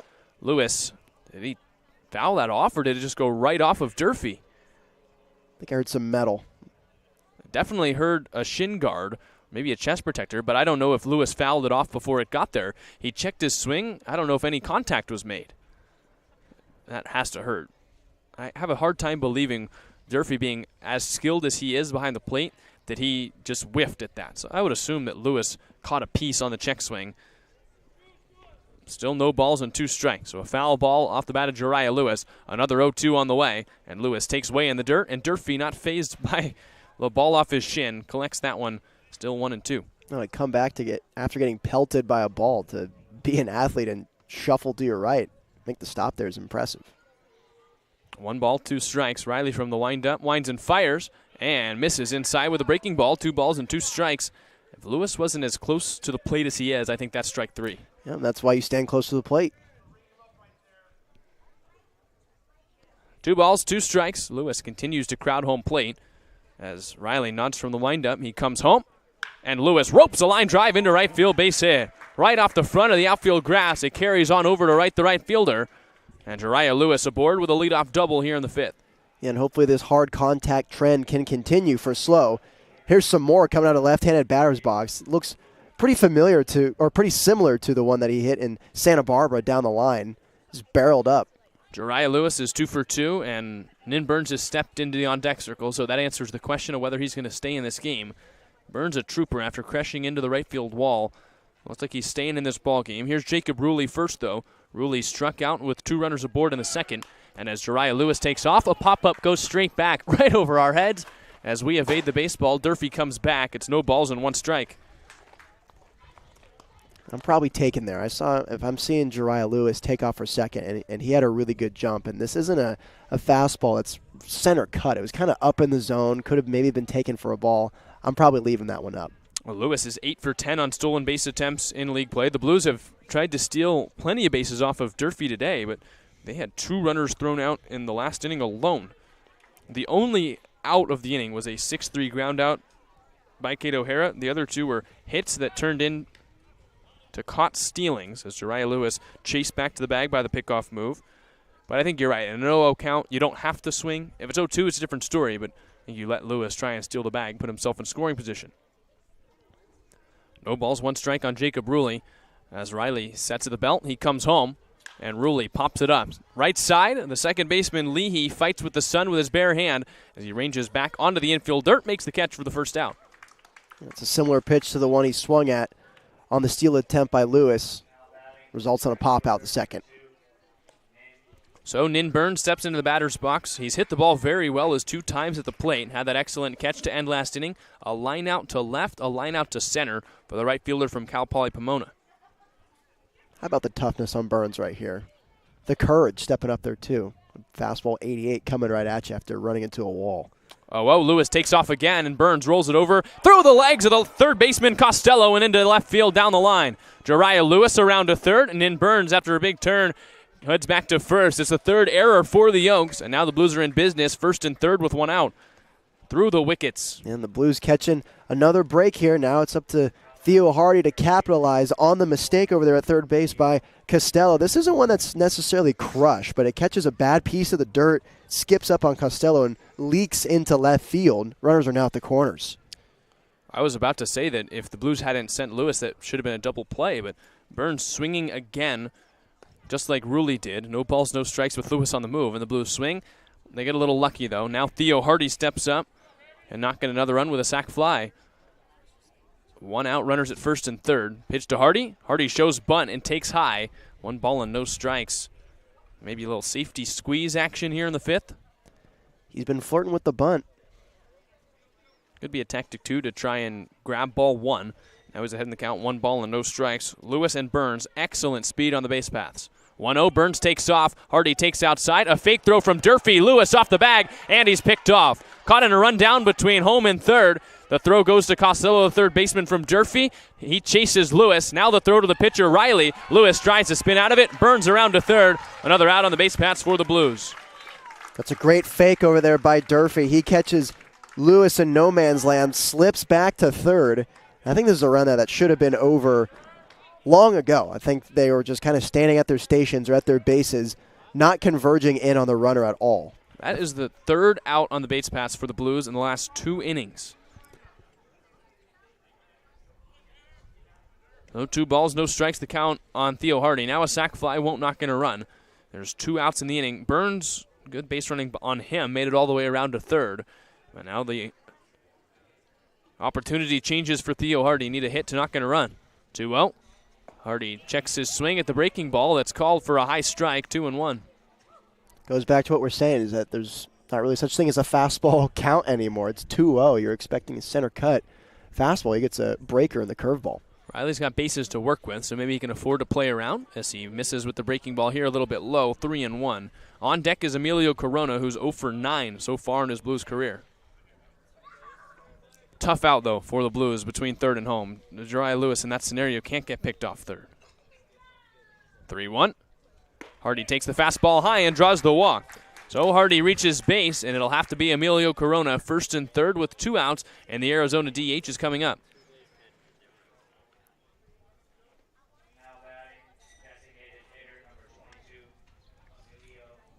So now it's Burns at 3rd, Hardy at 1st, 2 outs in the 5th. Emilio Corona has popped out to short, flown out to right. Chance for the Arizona DH to pick up his first Blues hit, first Blues RBI. 1-0 San Luis Obispo here in the 5th. Riley comes set at the belt, first base side of the rubber. He deals, and Corona bounces on the ground up the middle. It bounces off the wrist of Leahy, the second baseman, and in comes Burns to score. It's 2-0. Not sure if that's a hit or an error, but another run comes in to score for the Blues. Hey, I'm giving that a hit. That's one of the hardest hit balls we've seen all year coming out of San Luis Obispo. A 96-mile-an-hour ground ball that kicks off the dirt. It looks like they're going to give that an error. Another one right up the middle, and you can see Emilio Corona, who threw his hands up at first base, That's just, I think that's like the third or fourth questionable call here at Ullman Stadium. Not call on the field, but call when it comes to scorers' decisions, where the Blues, I think, maybe deserve to have 7 hits right now. Instead, they've got 4 errors now in the second in the inning officially for the Oaks. Yeah, he earned that. Emilio Corona did his job right there and hits the ball hard like we know he can. He just doesn't get the reward for it. You can hear the Blues dugout. They were disgusted as well. They were first cheering on Corona, almost jeering at him as, hey, you finally got your first hit, and then you heard a collective groan when they saw the error put up on the board. But the Blues, I don't think they care all that much whether it's a hit or an error. They care more about the run. So Burns comes in to score for free. And now here's Zach Tollerman, runners at first and second. It's Hardy at second, Emilio Corona at first with 2 outs in the 5th. First pitch to Tollerman, and Tollerman takes a front door slider on the inside corner. No balls and 1 strike. And you can take a look at the base running miscues. You have to think that this game would be looking a lot different if guys weren't getting picked off like they were today. 0-1. Riley looks to second, comes home, and Tollerman chops it on the ground towards short. In comes Smith. He plays the high hop, throw across the diamond in time for the out. The Blues get another run on 2 errors/hits for the Blues here in the 5th. As we head to the bottom half of the inning, it's 2-0 SLO on the SLO Blues streaming network.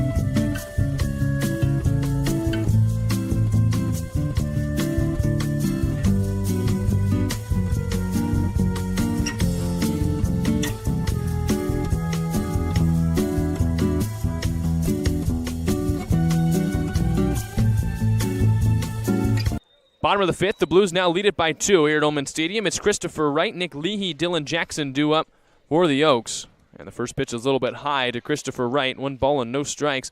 Blues made a couple of magnificent plays on defense in the last inning as Jariah Lewis caught a ball at the track and center. Nin Burns crashed into the right field wall for out number 3. Now Fisher Johnson back on the hill, and he deals a cutter on the outside corner. 1 ball and 1 strike to the right fielder from Sonoma State. Burns playing significantly deeper out there in right. I don't blame him. Might as well just put himself in the wall Yeah. and just make sure that never happens again. It did look like it hurt. They came around to score the Blues' second run, the top half of this inning, as this cutter's on the inside corner, 1 and 2.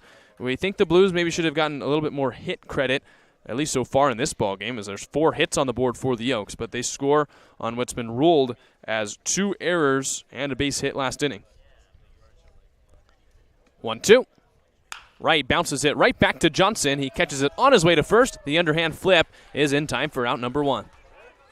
Looked like identical to the first out of the game, and they challenge Johnson again on it, but he's ready for it. Is an athlete, makes the play, flip over to first. That's why you take PFPs. Yes, sir. PFP is tedious, and as an outfielder, you had to put the helmet on and just run all day. That was the worst. Honestly, PFP is one of my favorite things to do as a pitcher. You know, I only threw maybe 2 miles an hour. Let's see. You were a pitcher. So the fielding thing is where I had to be actually pretty good. Mm-hmm. As that one's on the outside corner, no balls and 1 strike to Nick Leahy. I would pride myself in the pickoff moves, base running, and PFPs. Leahy flew out to center back his first time up. and he breaks his bat. Another ground ball to Johnson, who ballerina spins to grab this one. That's 2 outs. PFPs. You could tell he's been doing his PFPs. Did you guys ever do the King of the Hill? Ever do that contest? Who can field the most PFPs cleanly? And you did like a bracket, No. 2 different sides? Well, I feel like that's not King of the Hill if it's a bracket. King of the Hill is like, once you miss one, you'd be out. Right. Nonetheless, the winner would walk away with a crown. Oh. I think they do that. They did that at college. I've seen it at the major league level, too. Well, that's pretty fun. I want to do Always that. exciting, yeah. Dylan Jackson up now, struck out his first time up, and he takes the cutter outside, 1 ball and no strikes. That's the 3rd comebacker that Johnson's fielded in this game. So you have the 3 comebackers, the 5 strikeouts. He's only gotten a couple other ground balls and flyouts. He's been very efficient in this ball game. As that cutter's a little bit low, 2 balls and no strikes. This really feels like the first time we've seen him behind a hitter. Yeah, but he's still attacking with the cutter, too, though. Still confident in that pitch. It's been the money pitch for Johnson today. 2 balls, no strikes. 2 outs here in the 5th. He deals, and that's right in and out of the glove of Galloway for strike number 1. That was like the first 4-seam we saw today. It didn't look like it had any cut action to it. Well, when you're starting hitters off with cutters and you're getting ahead in the count, you can go back to the movement, but when you need a strike, maybe the movement isn't the greatest of decisions. 2-1. That's right back to the cutter, and it's right back to the outside corner. 2 balls and 2 strikes. I just have not seen, even in all the season at USC, even the 8 innings he threw the other day, I've not seen Fisher Johnson this automatic with that pitch on the outside corner. Yeah, it's looking really good right now. Getting some check swings, some takes. Looking for the final out here in the 5th. He strides and shoots, and that's down in the dirt. 3 balls and 2 strikes on Dylan Jackson. Johnson struck out Jackson to start the 3rd. He then struck out Andeal, who stands on deck. Now a 3-2 count. First full count of the day for the USC right-hander. Johnson sets to the belt, brings it home, and Jackson spoils it foul over the netting. And now a 6-pitch at bat, count still full. Johnson was so efficient across his 8 innings against the Barons, 90 pitches. It's been the same story today, trying to finish 5. Infield plays back for the undecided first baseman. Another 3-2. Jackson takes it high, and that's the first walk of the ball game. First base runner since the 3rd inning. As here in the 5th, it's a 2-out walk to Dylan Jackson. The 9-hole hitter, Max Andeal, will step up. Yeah, and Fisher's still staying loose. You see a smile over on his face. I'm sure he's upset he gave up the walk, but is happy with his production so far. I think he can just be a goldfish right here and just get after the next hitter. Johnson came into this one with 8 walks in 17 innings after only 11 walks in 41 1/3 at USC. He's limited the bases on balls here.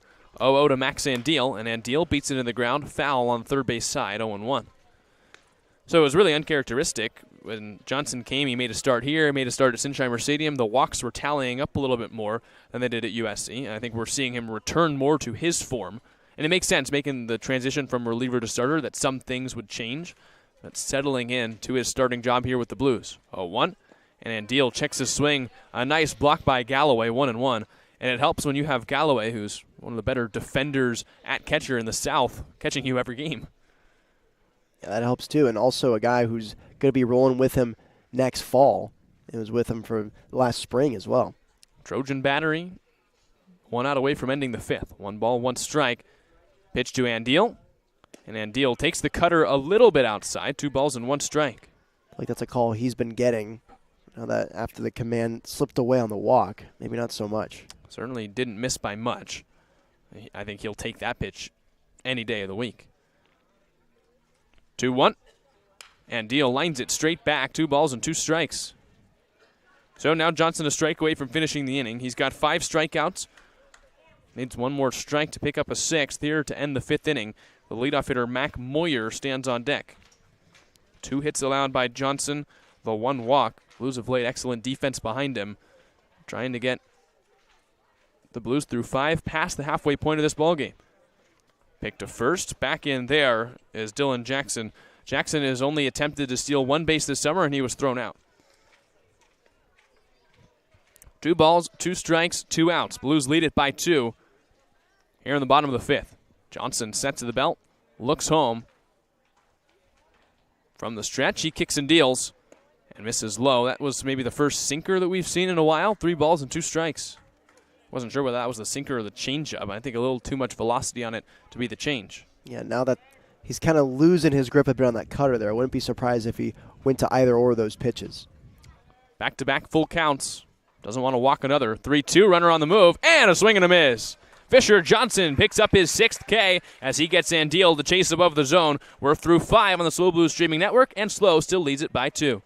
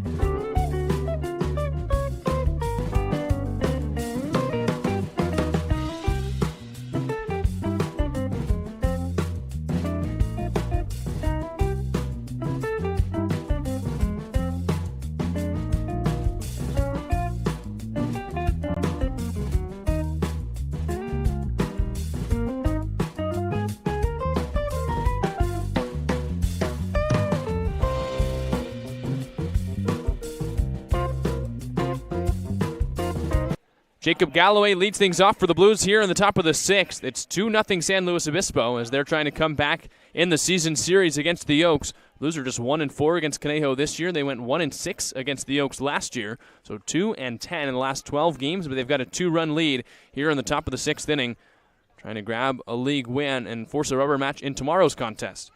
Galloway comes to the plate. He's 0 for 2. But reached on an error we think should have been a hit his last time up as he hit it 91 miles an hour to the left side, and it sent the shortstop Smith into a scurry to his right. Wasn't able to make the play. Galloway reached and eventually scored the first run of the ball game. 1 ball, no strikes the count. The new arm, Cody Carson, kicks and fires, and Galloway chases outside. 1 ball and 1 strike. Yeah, in his last appearance, it was against the Blues. He got knocked around in 3.1 innings pitched, 7 runs, and 4 of them were earned. Hasn't seen the mound since then on the year. He's got 10.1 innings pitched with 6 strikeouts and 12 walks, 8 runs, 4 of them earned. Carson sets and fires, and Galloway spoils it foul on the breaking ball. 1 ball and 2 strikes. So a redemption chance here for Cody Carson, the right-hander, undecided, but a Thousand Oaks native. Redemption chance against the Blues, who, as you said, knocked him around his last time up. Nobody out here in the top of the 6th. The 2-run Blues lead. As first Carson deals to the USC left-handed hitting catcher. Galloway chokes up about an inch with 2 strikes. And the 1-2 on the way. Galloway takes low with the fastball. It ricochets to the backstop. 2 balls and 2 strikes.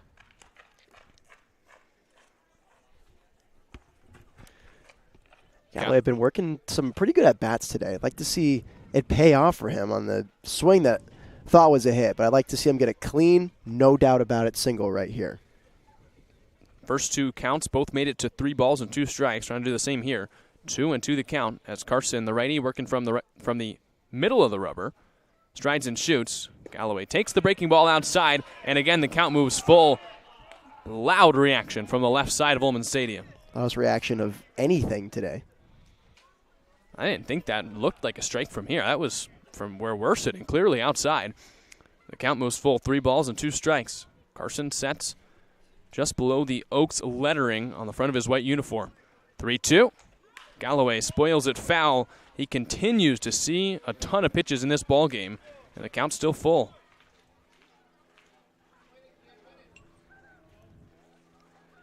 Galloway looking to win one of these battles. He feels like he had one the last time up.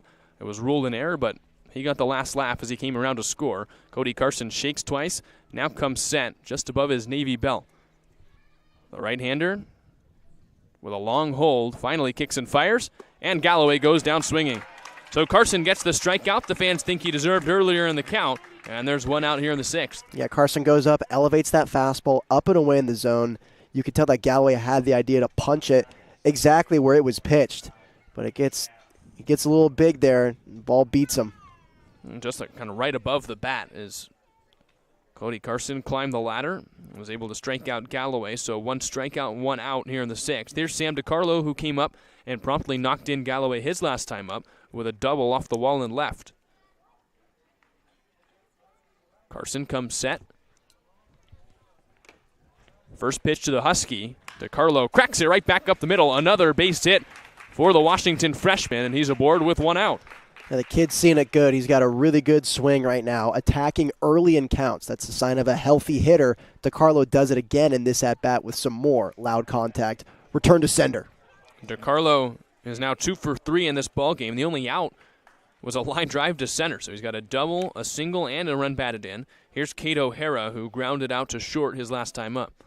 Texas shortstop taking a practice swing before stepping in the back of the right-hand batter's box. Cody Carson works with the runner aboard. The strikeout of Galloway, now the hit by DiCarlo. DiCarlo with the big lead, held on by the first baseman Jackson. A pick goes there, it's in the dirt as Jackson digs it out. Kate O'Hara, another batter we thought should have had a hit his first time up. He hit a dribbler past the mound, and while he didn't hit it all that hard, would have been a far from routine play for the second baseman Leahy, but Leahy was charged with an error. O'Hara hits a little looping liner into center. It falls in front of Mac Moyer as both him and the second baseman Leahy deke. There's the hit for O'Hara, and now back-to-back singles for the Blues. Runners at first and second with 1 out. Yeah, this one's off the end of the bomb bat, leaks into shallow center field. And DiCarlo passing the baton over to O'Hara, and he comes through with a knock of his own. Jariah Lewis to the plate. Lewis is 2 for 2. He's got 2 hits. One of them was a little flare to left, the other a strong line drive into right field, and a 2-strike count. And Lewis was thrown out as he advanced to third. He then tried to steal home as he kind of broke off the plate, or broke off third base on a throw pump fake by Durfee behind home plate. He was thrown out in a rundown, and luckily for him, the Blues were able to come back and score on that inning as the teammates picked him up. But Lewis, who's 2 for 2, trying to make up for that mistake. RBI opportunity here for the shortstop, or the center fielder from San Jose State. And it was a great pump fake by Durfee, too, though. But I think right now it's important to limit those base running mistakes, especially in a situation like this. Just let the hitter cook and manufacture runs that way. It's DiCarlo at second, O'Hara at first. Middle of the infield has gotten on here in the 6th. Carson looks to second, now comes home, and Lewis takes a breaking ball on the outside corner, called strike 1. Lewis 2 for 2 with 2 singles, trying to pick up another RBI in league. He's knocked in 3. The Blues trying to extend their 2-0 lead.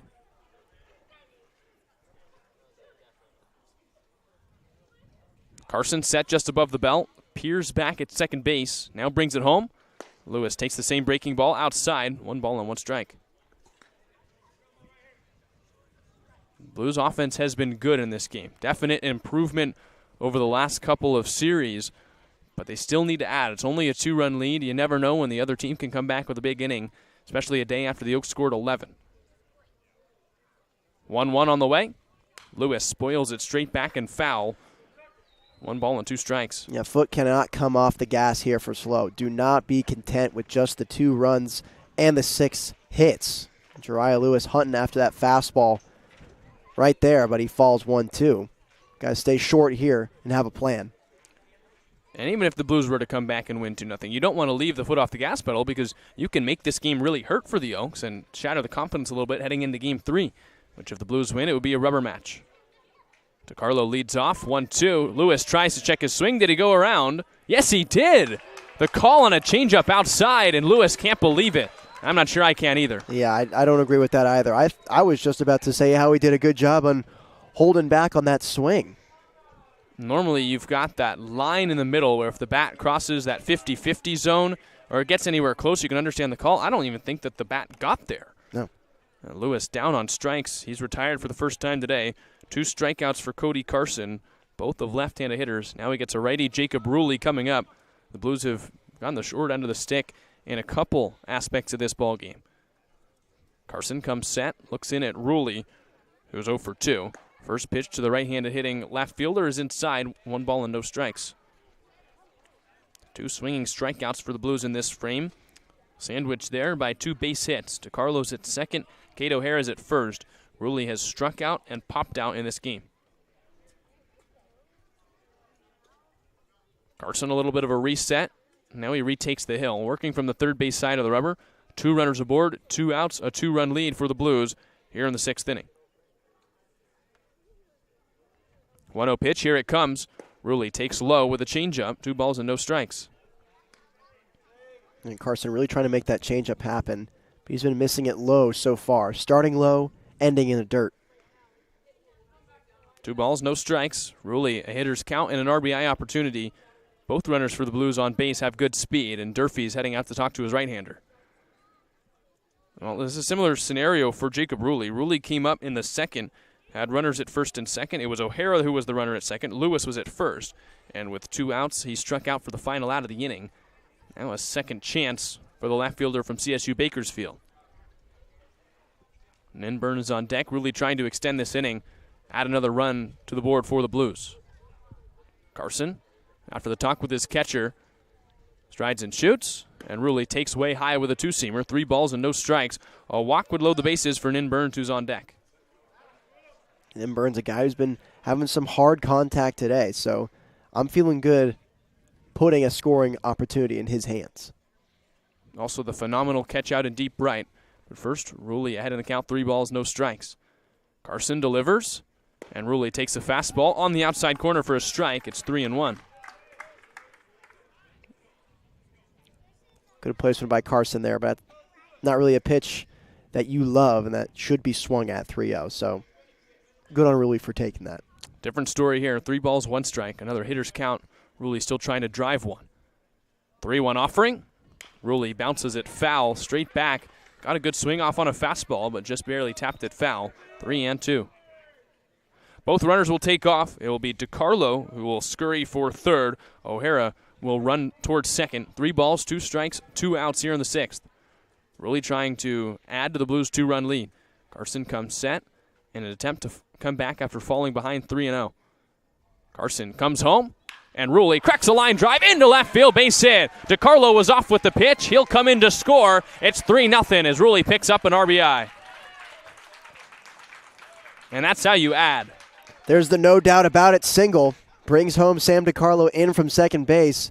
He was taken off. It was 3-2, 2 outs. Jacob Ruley coming through with some more solid contact. Good on him. That's the 7th hit now for the Blues, so they're above their season average. Coming into this game, the Blues are averaging 6 hits a game, 4 runs a game. They've now scored 3 in this game. They've got 7 hits, and as we've talked about, you feel like they could maybe have some more. 4 errors also on the board for the Oaks, but Ruley comes through. Now with 2 outs, 2 runners on, it's Nin Burns. And Burns takes a first pitch fastball way inside, 1 ball and no strikes.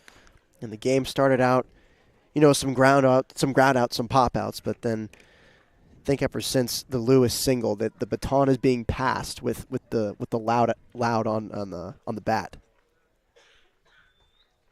1-0 the count on Burns. Carson delivers, And Burns bounces this one towards third. It's a little bit low for the third baseman Costello, who makes the across-the-diamond throw in time to get the speedy Burns for out number 3. Carson comes in from the pen, gives up a run in the 6th. It's 3-0 as we head bottom 6 on the SLO Blues streaming network.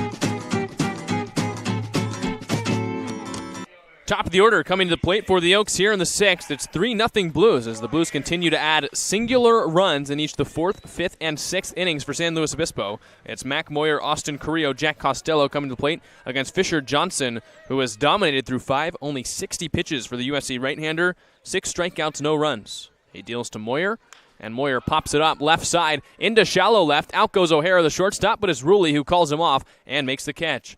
One pitch went out in the 6th as Johnson continues to be efficient. And that looked like one of the first changeups we've seen out of the hand of Johnson today. It looked like the string was pulled, and I got Moyer to pop it out into shallow left. Maybe we'll see a little bit of pitch variation third time through the order. That was the first hitter to come up for the third time against Fisher Johnson. Moyer is now 1 for 3. Here's Austin Carrillo, who is 1 for 2. Only the 2 hits allowed by Johnson. 1 to Moyer, 1 to Carrillo. That's it. Carrillo flew out to left his last time up, and he takes a first pitch fastball on the outside corner. That was a backdoor cutter. We haven't seen many of those, so you may see pitch variation as well as location variation, which is a mouthful. Here the third time through the order. 0-1.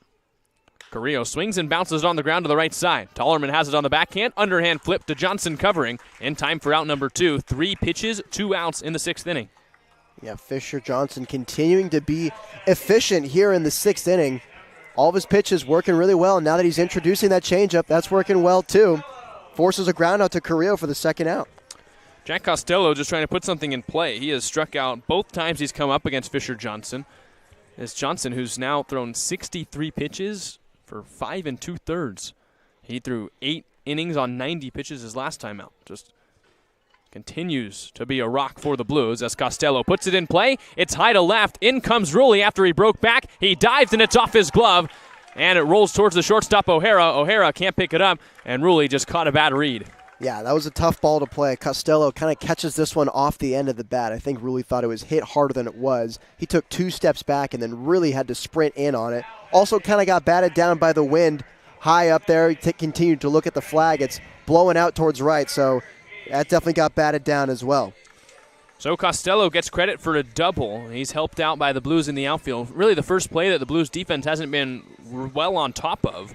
Here's Brendan Durfee now with a runner in scoring position. First runner to reach scoring position for the Oaks in this game. And Durfee, the catcher from Cal Lutheran, has grounded out and lined out. Last time he was up, he hit a ball 395 feet to center. That was an out. So he takes the sinker off the plate here. 1 ball and no strikes. So now a chance for the Oaks with 2 away to scratch back at this Blues lead. Well, maybe the guy they want most at the plate in this situation. Johnson does have a base open, so we can play around with that, but you don't want to bring up the tying run. As Durfee takes the cutter off the plate as well. 2 balls and no strikes. Do you weigh the options there? Maybe pitch around to Durfee, nibble at the corners, and you know that if you do walk him, it's okay. Yeah. But you bring up the tying run? Yeah, I would nibble around to Durfee. This guy is dangerous and obviously has the pop. He's playing at his home field and knows exactly how this place works. 2-0. That pitch is a little bit low. Looked like the changeup. 3 balls and no strikes. So I think Johnson's okay with giving up a walk to Durfee. On deck is Drew Smith, who he's gotten to strike out and fly out to the wall and right. So not an easy hitter on deck at all. But base to play with for Johnson. It would create a force at any base on the infield. 3 balls, no strikes. Johnson delivers, and Durfee takes on the outside corner. 3 balls, 1 strike. No nibble there. Johnson went right at him and picks up the first strike of the at-bat. Costello, decent speed at the second base bag. He doubled out of the glove of Rulli in left. 3-1 the count on Brendan Durfee. Johnson looks back to second, now brings it home. Durfee swings and misses. He unloaded on that inside fastball and fanned right through it. 3 balls and 2 strikes. That's a well-placed cutter, and that's exactly what he wanted Durfee to do. So now 3 balls, 2 strikes, 2 outs. Durfee wants a chance to hit. He's not looking to walk in this situation. Trying to get the Oaks on the board in this ballgame. Johnson nods. 3 balls, 2 strikes, 2 outs. Galloway sets up outside. Johnson deals, and Durfee cracks it foul. Still 3 balls and 2 strikes. So mano, a little battle brewing here with 2 outs in the 6th. Blues lead it by 3. 1 hit in this inning, the double by Costello, and Durfee's trying to bring him in. Blues play in the middle of the infield back. The shortstop O'Hara right in the back pocket of Jack Costello at the second base back. Johnson, a deep breath. He deals, and Durfee again flies it foul the same way. Still 3-2. A similar pitch, similar result. Durfee doing a good job fighting away those fastballs. Durfee is protecting anything on the outside corner, and you would think maybe leaves him a little open to a swing and miss on the inside corner. We'll see if Johnson has trust in that sinker or maybe even the cutter, probably the cutter on that inside corner. Galloway sets up inside the pitch. Durfee pops it foul again. I think Johnson was trying to get it on the hands, left it a little out over the heart of the plate and up, and Durfee spoiled it foul. Certainly no nibble here. 3 balls, 2 strikes. Johnson is going right at the catcher from Cal Lutheran with a 3-run lead. The USC righty stares in at his Trojan backstop. Comes set right at the belt. Johnson kicks and deals. And he misses inside. So Durfee draws the walk, a little stare down of Johnson, and the tying run will come up. It's Drew Smith with 2 outs and 2 runners aboard. Really good at bat from Durfee, and that's the pitch that feels best right now for Fisher Johnson. It was that cutter, but uncharacteristically for him today, he missed inside with it and awarded Durfee first base. Drew Smith barely missed a home run his last time up. Hit the fly ball to right that chased in Burns into the wall, but Burns made the catch. So Smith is 0 for 2, and that fly out and a strikeout represents the tying run here in the 6th. 2 runners aboard, 2 outs, a fresh count. Johnson deals, and Smith takes the cutter on the outside corner. Deja vu for the Oaks as Johnson rediscovers the command at 0-1. No balls, 1 strike. It's Costello at the second base bag, Durfee at first. 0-1 on the way. Smith takes outside. Galloway fakes as if he's going to pick back to first, but no throw. 1 ball and 1 strike. A tough take for Drew Smith after all those pitches have been spotted up perfectly on the outside corner, but he leaves it off the plate. Now the count 1-1. Johnson comes set and comes home, and Smith takes on the outside corner, called strike 2. And this was just a 4-seam fastball. No cut action there. Just challenged him with him on the outer half. So now Johnson a strike away from finishing the 6th. He, through 4 pitches, thought he might have had 3 outs. Then the double and the walk. 1-2 the count on Smith. USC versus Oregon. Johnson deals, and Smith takes off the plate. 2 balls and 2 strikes. Blues are getting a little bit of action going in the bullpen. No one is throwing yet, but you can see Boston Workington stretching. Jake Bold and Matt Spear, the backup catchers, heading to the bullpen. Johnson trying to earn himself another frame. 2-2 the count. 2 outs, 2 runners aboard. Blues lead it by 3. Johnson set at the belt. He delivers. Smith taps it through the glove of Galloway and earns himself a second life. 2-2 still. Yeah, that's the pitch that's been getting swing and misses today. Smith gets a hold of it, earns himself another life. Galloway, I'm sure he'll tell you that's one he wants to hold on to and get his pitcher out of this inning. Blues teammates, USC teammates, part of the very same battle here in the 6th. Tying run at the dish in the form of Drew Smith, and a 2-ball, 2-strike count. Johnson deals, and he misses outside, 3-2. A walk would put the tying run aboard and bring up Christopher Wright, who's got a lot of power with the bases loaded. It's Warkentin and Saldana now who are double barrel working in the Blues bullpen. Blues may be selling out for a win in Game 2 of this series. 3 balls, 2 strikes. Pitch with both runners moving, and Smith bounces it on the ground towards short. It comes up on O'Hara. His long throw is in time for out number 3. Johnson escapes the jam to end the 6th, and as we're 2/3 of the way through this ball game, it's 3-0 SLO on the SLO Blues streaming network.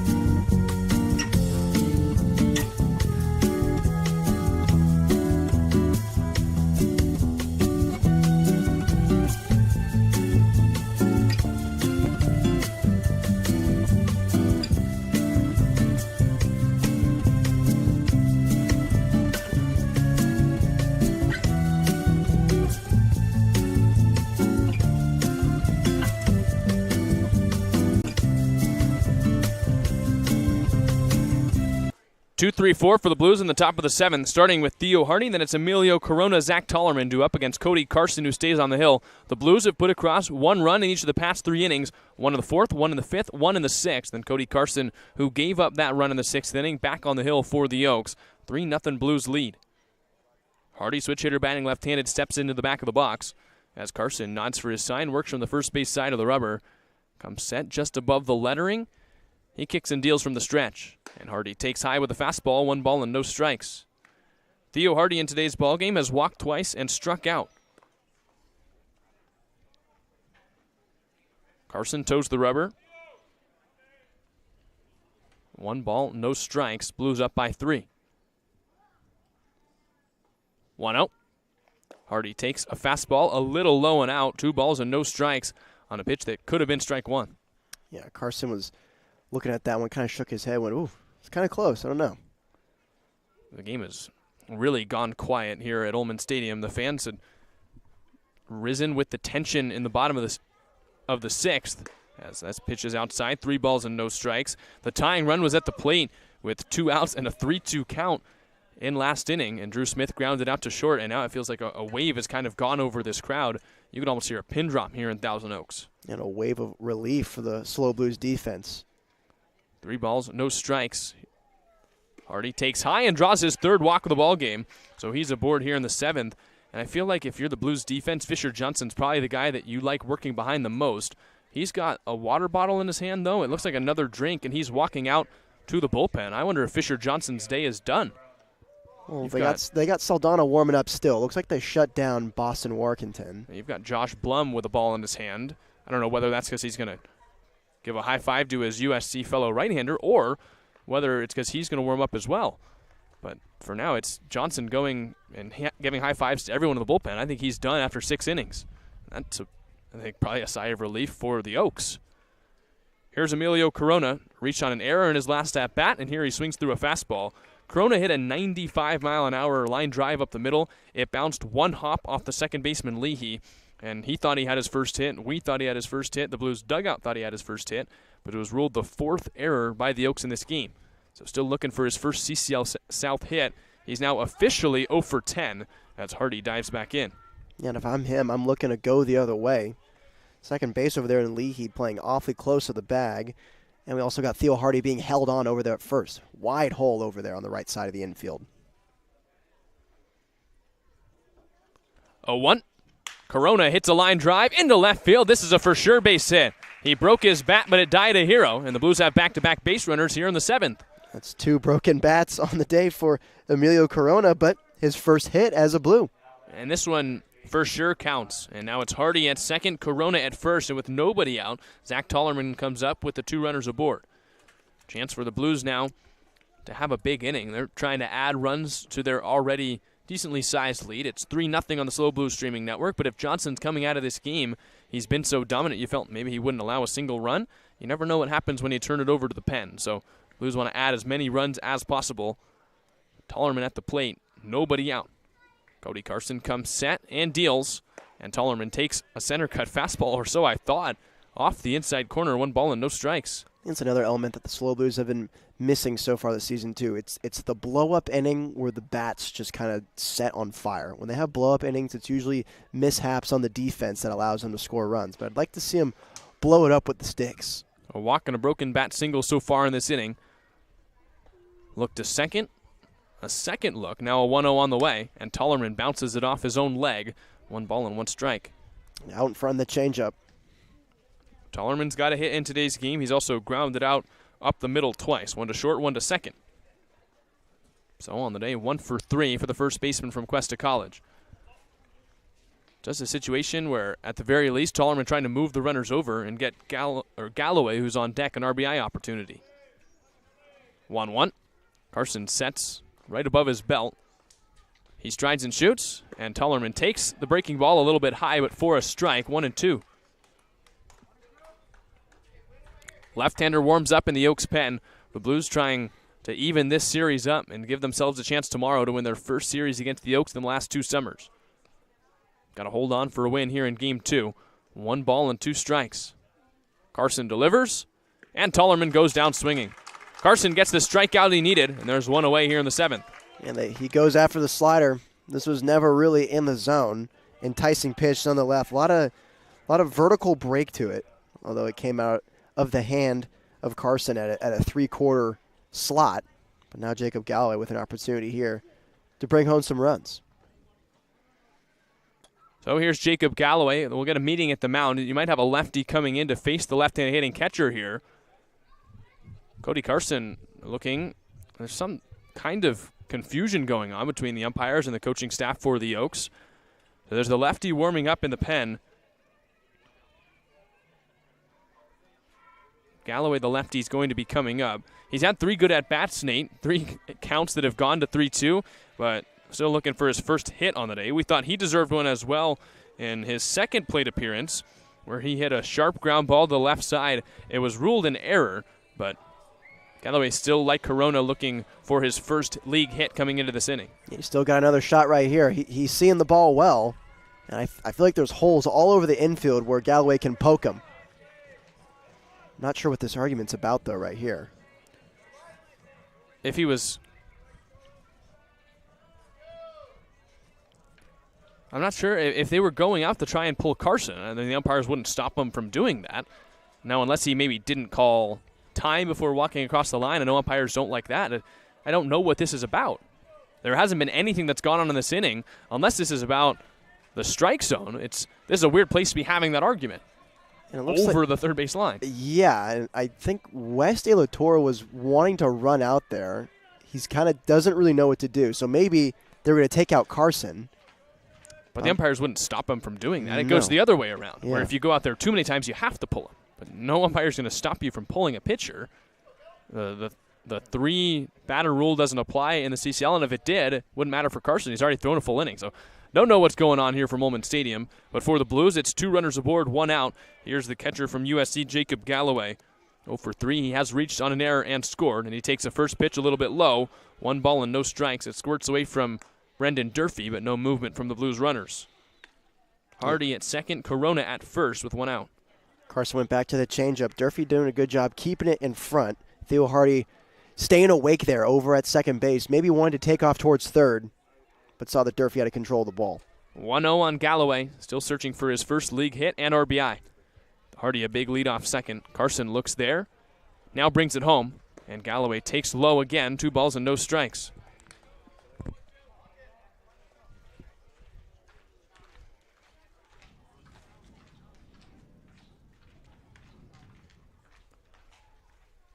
The USC catcher trying to add some insurance for the Blues here in the 7th, and Carson trying to limit the damage. 2 base runners already in this frame. He allowed a run last inning. Hardy almost took off, and Galloway rolls this one just foul down the first base line. You saw Hardy make an effort to try and maybe steal third, then he stopped. Corona was right behind him. He was ready to steal the bag when he saw Hardy move, and then when Hardy stopped, Corona had to scurry back a little bit as he didn't want to get picked off first. Oh, man, it's good awareness, too, by Emilio Corona. Clearly, they both got the steal sign. The double steal was on, but Galloway just kind of rolled over on that fastball. 2 balls, 1 strike on the Trojan backstop. The left-handed hitter right in the back of the box, choked up about an inch. Cody Carson comes set, staring at his glove. Now he looks to Hardy, comes home, and Galloway rolls this one in fair territory. Carson off the mound, retrieves it himself on the route to the bag, and steps on first base in time for out number 2. Took him right there. Yeah, Carson just delivers himself right to first base. He calls off Jackson and is able to make the play over there. And Theo Hardy thought about scoring on that for a second. I'm liking what I'm seeing as well with the pressure of the base running in this game. At times maybe a little too aggressive, but I like that the Blues are trying to change it up here and apply some of that pressure on the base paths. Carson now a chance to escape this inning with 1 more out, but he's got to go through Sam DiCarlo, who's got hits in back-to-back plate appearances, a double with an RBI in the 4th, a single and a run scored in the 6th. The Husky second baseman steps in the box and swings at the first pitch, ropes it foul down the third base line. No balls and 1 strike. If I'm the Blues dugout, I'm pretty confident right here. We got Sam DiCarlo coming up. He's got 2 hard-hit balls on the day. Runners at second and third. I feel like this would be the one guy I'd want today up at the plate. Sam DiCarlo just hits in this stadium. First game for the Blues, he hit a home run to left here at Ullman Stadium.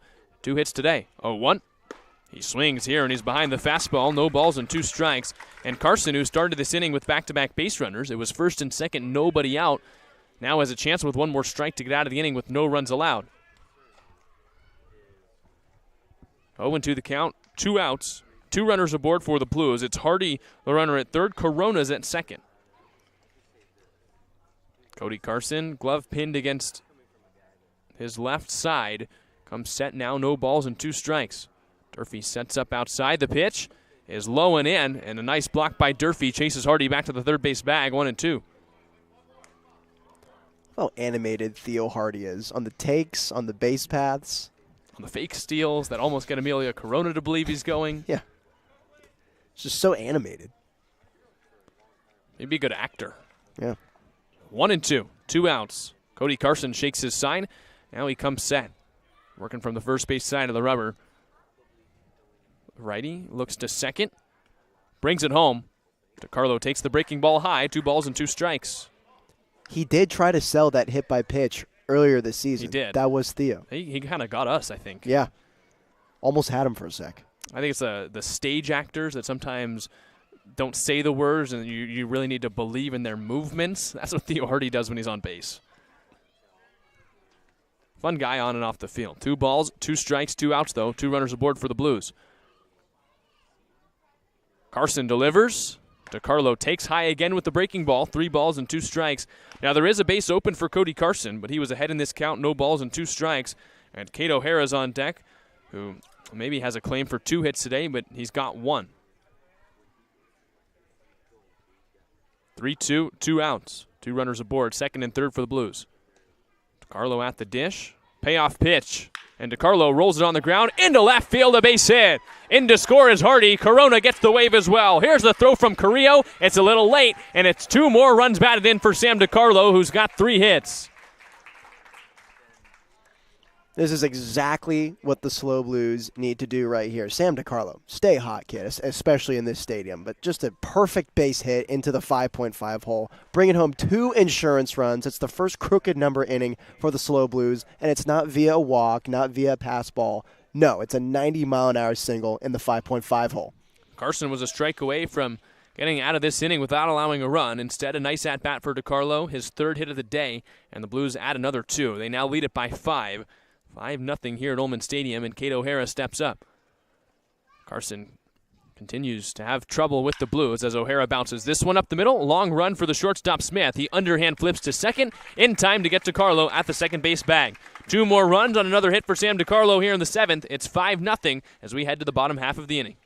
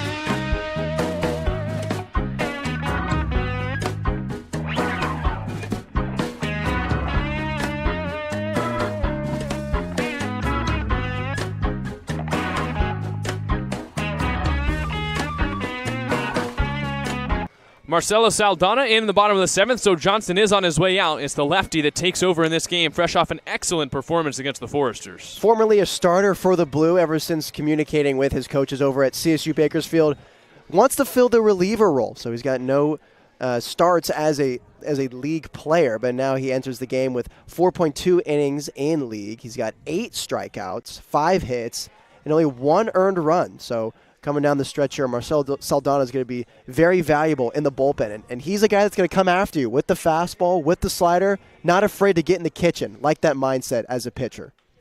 He's worked that hybrid role for the Blues. He's made a start. He's also worked out of the bullpen. He's been excellent in league play.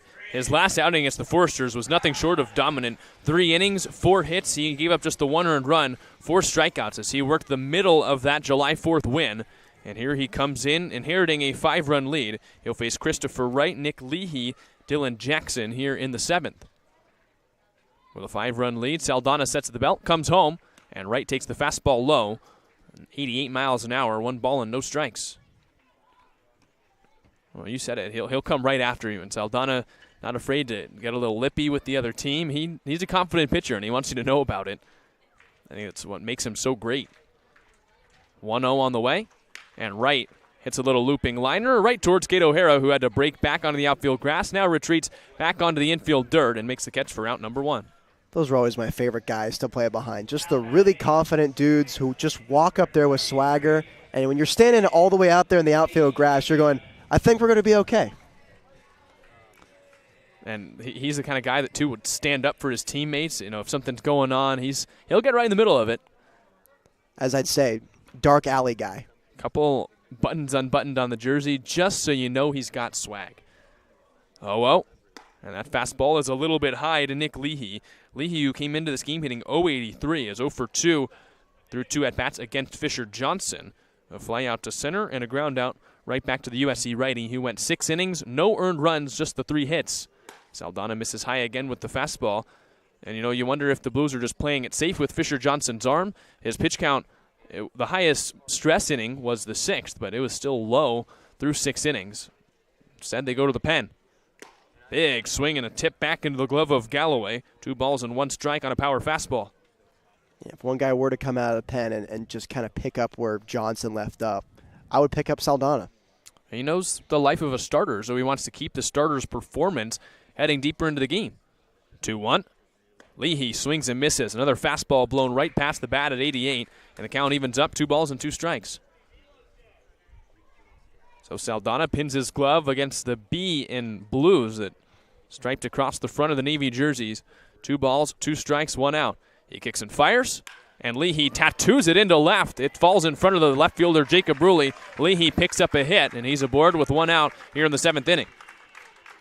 Nothing really can do there. This one's just a really hard hit ball that drops right in front of the left fielder, kind of hooking towards the line a bit. You'll see that a bit when right fielders pull the ball. And this is just a textbook base hit here that's struck well for the Oaks.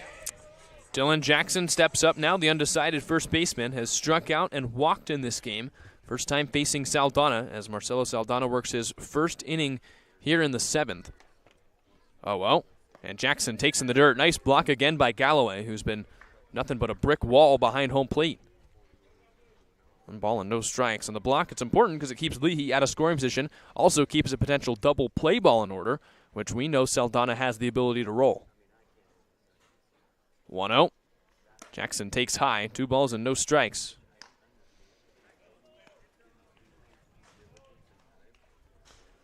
Blues have another righty warming up in the bullpen. I believe from here that's Josh Blum.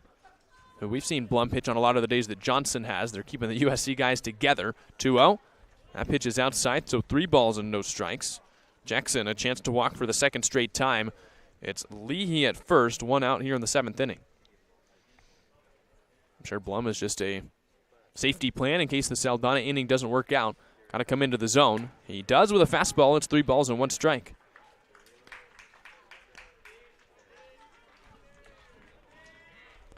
Saldana with 3 innings pitched 4 days ago, so we're not exactly sure how far he'll go in this ball game.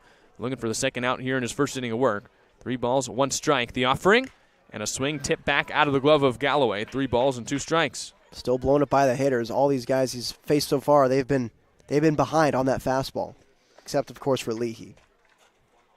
It's only at 88, which of course is still fast, but I think it's to the deceptive motion of Saldana that makes it even harder to pick up. I was just going to say that the quick movements, the herky-jerkiness, the high spin rate, the hissing. 3 balls, 2 strikes. Saldana delivers and misses high, so that's a walk. Now 2 runners aboard with 1 out here in the 7th, and a chance for the Oaks to score for the first time.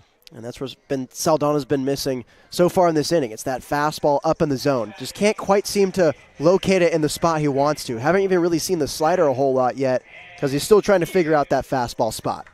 Nick Leahy, the runner now at 2nd. Jackson takes first on the base on balls. Max Andeal, the DH from GCU, 9-hole hitter, steps up. Came into this game 4 for 13. Today he's 0 for 2 with 2 strikeouts. First time facing a lefty in this ball game. Saldana looks to 2nd, now brings it home. And that's popped up foul into the parking lot. No balls and 1 strike.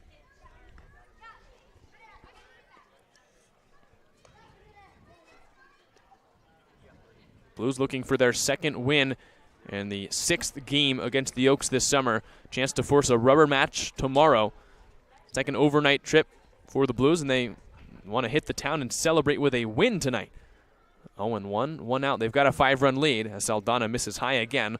1 ball and 1 strike.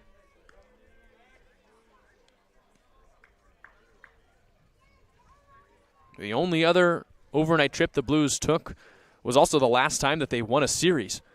A 2-game sweep of the Orange County Riptide. They're looking for deja vu. 1-1 and a foul straight back on a line. 89-mile-an-hour fastball, and Deal just missed it. 1-2. Not only was it the last time the Blues won a series, it was the last time they won back-to-back games, Nate. It's been over 3 weeks since the Blues have won back-to-back contests in league play. We've talked about that consistency throughout the whole year. That pretty much just sums it up right there. 2 runners aboard, a 1-2 count, 1 out here in the 7th. That's Saldana looking to put away the 9-hole hitter and Deal, with Mac Moyer, the leadoff hitter, on deck. 1-2. Saldana looks to second, brings it home. It's the slider, and it's a swing and a miss.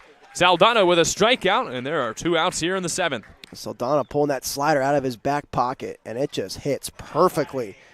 Gets Andel to swing right through it. So much movement on it. It's nasty when it's on. Well, we've seen the Saldana slider before. That doesn't mean Antiel has. This is his first game against the Blues, so he's never seen Saldana before. So you're rolling up there, you've seen only fastballs this inning. You're like, okay, maybe this guy does have a breaking ball. And then you see it, and it's one of the best sliders on the team. Here's Mac Moyer, who's 1 for 3. Picked up a single in the 3rd, one of just 3, now 4 hits for the Oaks. And he cracks this one foul the other way. No balls and 1 strike. Kind of a welcome to Marcelo Saldana moment. So an 0-1 count on the leadoff hitter, center fielder from Oregon, who's raised his average above 300. He's got 6 league RBI, trying to put the first run on the board for the Oaks in this game. 0-1, and Moyer checks his swing and chops it foul. No balls and 2 strikes and a pitch that almost hit him. And the Moyer frustration is rising. So I'm shaking his head on the first offering he saw in the at-bat. Fouled it away, thought he should have crushed it. Comes back again with the check swing. I'm sure the anger is just building up. 2 outs, an 0-2 count, 2 runners aboard. It's Leahy, the runner, at second. Jackson's at first. Saldana pitching for the 3rd out of the frame. He kicks and deals and misses outside. Looked like the fastball yet again. 1 ball and 2 strikes. Not a bad idea.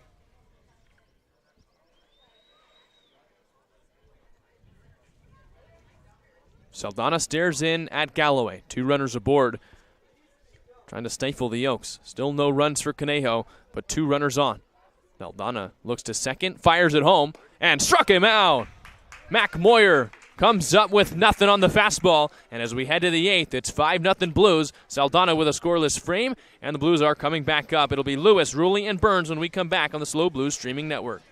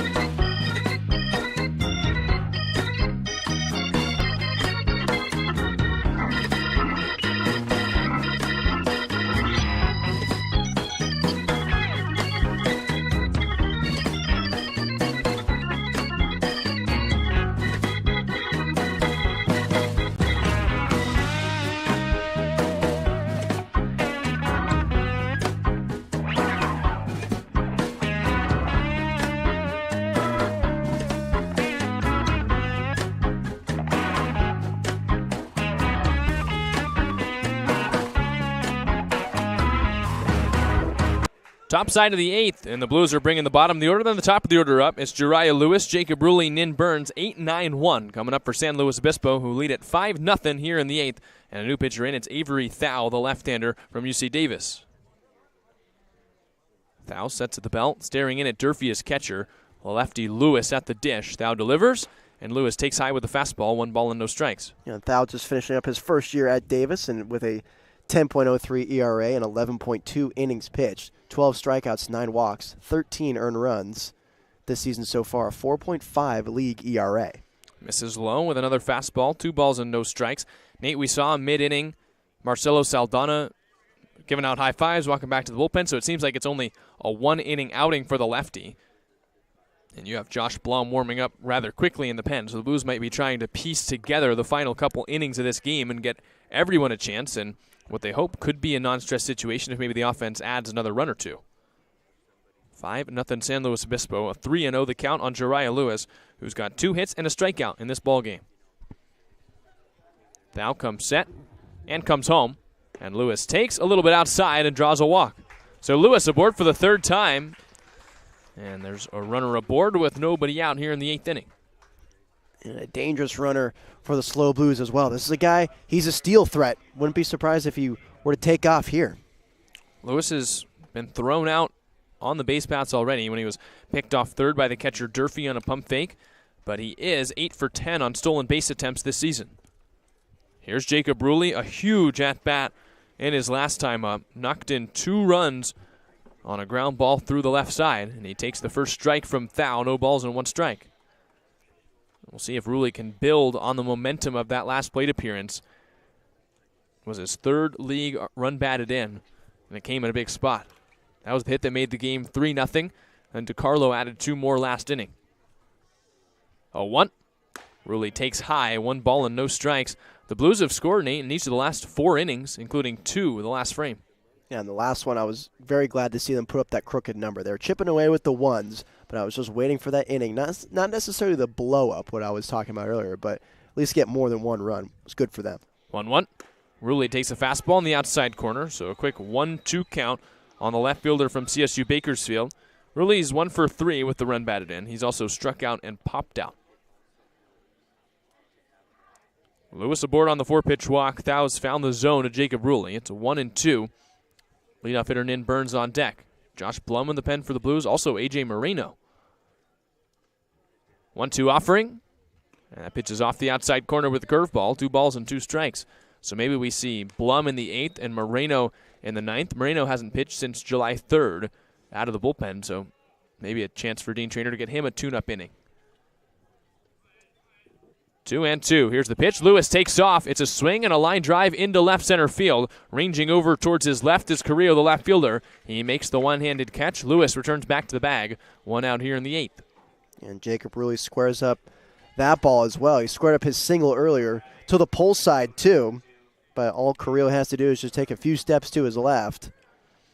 Non-productive out. Lewis stays at first. Nin Burns has been seeing the ball well today, but he's 0 for 4.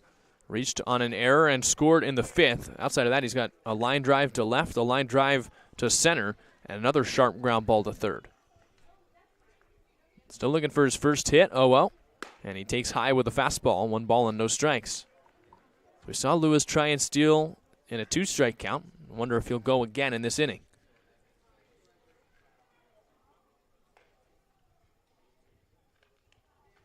1-0. He does take off. It's a great jump. Here's the throw from Durfee, and it's not even close. Jariah Lewis swipes his 9th bag with ease, and he's in scoring position with 1 out. Much better jump on that attempt. On the Jacob Ruley flyout, he kind of had his feet stuck in quicksand, and I think if he weren't to swing at the ball, he might have been thrown out at second, because I was not a fan of that jump, but that time, way quicker, way faster. Even with a fastball on the outside corner and a good throw by Durfee, there was just no shot to get Jariah Lewis. He was off in a hurry towards second base. 9 stolen bases now for Jariah Lewis in league play. He's 9 for 11.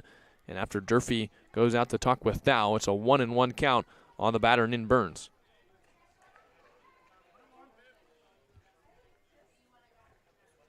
Five nothing Blues lead here, top 8. 1 out, a 1-1 count. The runner aboard Jariah Lewis now in scoring position for Burns. 1-1. Now Lewis takes off for third. The curveball's in the dirt, and that's stolen base number 10. And another great jump. He just went shuffle, shuffle, gotta go. That man knew what he was doing. I don't know what Durfee's conversation was with Thau, but I'm not sure it was about holding the runner on. Maybe he said focus on the hitter, but maybe not the right advice for Thau in that moment. The Oaks bring the infield in. Now a chance for Burns to knock in his first league run. 2-1, and he takes outside, 3 balls and 1 strike. Yeah, all Burns got to do is just put it in the air. You got the infield in, runner at third base, 1 out. Just got to throw it in the air somewhere. We talked about just how weird it is for Burns to have not knocked in a run yet. With a good hitter hitting at the top of the lineup, doesn't get many chances. This is 1, and he swings and lifts it foul down the first base line. Count moves full. Trying to bring in a run, add some insurance for the Blues. It's 5-0, but never know, especially in summer ball. Innings can fall apart. Things can get away from you. The Blues want to add as many as they can. 3 balls, 2 strikes, 1 out. Lewis at third. Payoff pitch. Burns takes high and draws a walk. So no run batted in, but Burns reaches for the first time today. He's at first. Now runners at the corners with 1 out in the 8th, and Theo Hardy steps up. Got some speed at the corners, too. Nin Burns, also a guy who can run. You see Durfee throwing on the first and third signs to his infield. Last time this situation was there, it was Lewis at third. Durfee had an epic pump fake to second, a really nice fake to the second base bag. It got Lewis to jump off the bag at third, and then Durfee threw there, and they got Lewis in a rundown, eventually tagged him out, heading towards the plate. Switch hitter batting right-handed Theo Hardy swings and misses at the fastball 0-1. And it's the first time that Hardy's going up there as a switch hitter as a righty today, as he faced only right-handers through this game, but now here in the 8th with Thau on the mound in the right-handed batter's box. Able to get on base pretty well today with his 3 walks. See if that storyline stays the same here in this AB. 0-1. He squares to bunt and takes in the dirt. A nice block on one knee by Durfee. 1 ball and 1 strike. As good as Galloway's been behind the plate defensively, Durfee's matching him step for step. Defensive masterclass here at Ullman Stadium today behind the plate. We talk about a catcher's duel. These are 2 just athletic dudes behind the plate here today. Different body types. Galloway's more of your prototypical catcher, one of the shorter players, but Durfee's huge, and they both have been blocking it with ease. 1-1, Burns on the move. The curveball, another pump fake. This time Lewis plays a little safer, stays on the bag. Burns steals second. That's his 8th stolen base in league play. And now he's aboard at second and a 2-1 count. You know, Lewis had seen this before. He jogged back, and you see him laughing over there with Coach Steve Tolley, the third base coach. He's like, I'm not going to make that mistake again. Now a 2 RBI opportunity for Theo Hardy. Already a 5-0 lead, and the infield comes back in for Conejo. Burns at second, Lewis at third, the 2 fastest players on the team. 2-1. Hardy bounces it on the ground towards third. Coming in with it is Costello. The tag by Durfee is in time for the out. So Lewis, more aggressive base running, and he's gunned down by Costello. 2 outs in the inning. Yeah, and I've said this before. You're at third base, and you got 1 out. You're reading the ball come off the bat on the downward angle. It hits the infield grass. You just have to go. It'd be a different story with no outs. You kind of have to read it through the infield. But with 1 out, you just got to take off when you're reading the downward action. So a nice play on defense for the Oaks. Keeps the run off the board. Here's Emilio Corona trying to build on his hit the last time he came to the plate. A single through the left side on a line drive. Eventually came in to score. He's the last batter for the Blues to touch home plate. No balls, no strikes. Still runners at the corners. It's now Burns at third, Hardy at first after the fielder's choice, and Corona takes high, 1 ball and no strikes. Corona, the DH from Arizona, we feel like should have 2 hits in this ball game, but one of them was ruled in error on the second baseman Leahy, so Corona is 1 for 4. 1-0. Corona takes well outside, 2 balls and no strikes. Corona, a big, strong right-handed hitter. First chance facing a lefty. He stares up and down the black bomb bat and steps into the box. 2 balls, no strikes. Thau comes home. Hardy takes off, and Corona unleashes a big throw. The throw goes to third, and Burns is back in standing, so stolen base for Hardy. That's his 7th of the summer, and 2 runners back in scoring position for the Blues. Another really great jump on the stolen bases here. We've seen a lot of those this inning. Theo Hardy with a huge jump. Tried to catch Nin Burns sleeping over at third, but he's wide awake. Another big RBI opportunity for the Blues. 2 runners in scoring position for the 3-hole hitter Emilio Corona. With 2 outs, here's the pitch, and Corona takes high. 3 balls and 1 strike. There's a place to put Corona, but you've got Zach Tollerman on deck. A walk would load the bases. Hitters count for maybe the most dangerous hitter so far in this Blues lineup. Excellent stats for Corona at Arizona this past year. 3-1, and he takes a massive hack of the fastball just underneath it. 3 balls and 2 strikes, and a little walk with himself. Full count, 2 outs, 2 runners aboard. Both are in scoring position. It's Burns at third, Hardy at second. 3-2 on the way. Corona strikes out swinging. Foul gets a big strikeout to get out of the inning, and the Blues strand 2 in scoring position. We head to the bottom of the 8th. It's still 5-0 on the SLO Blues streaming network.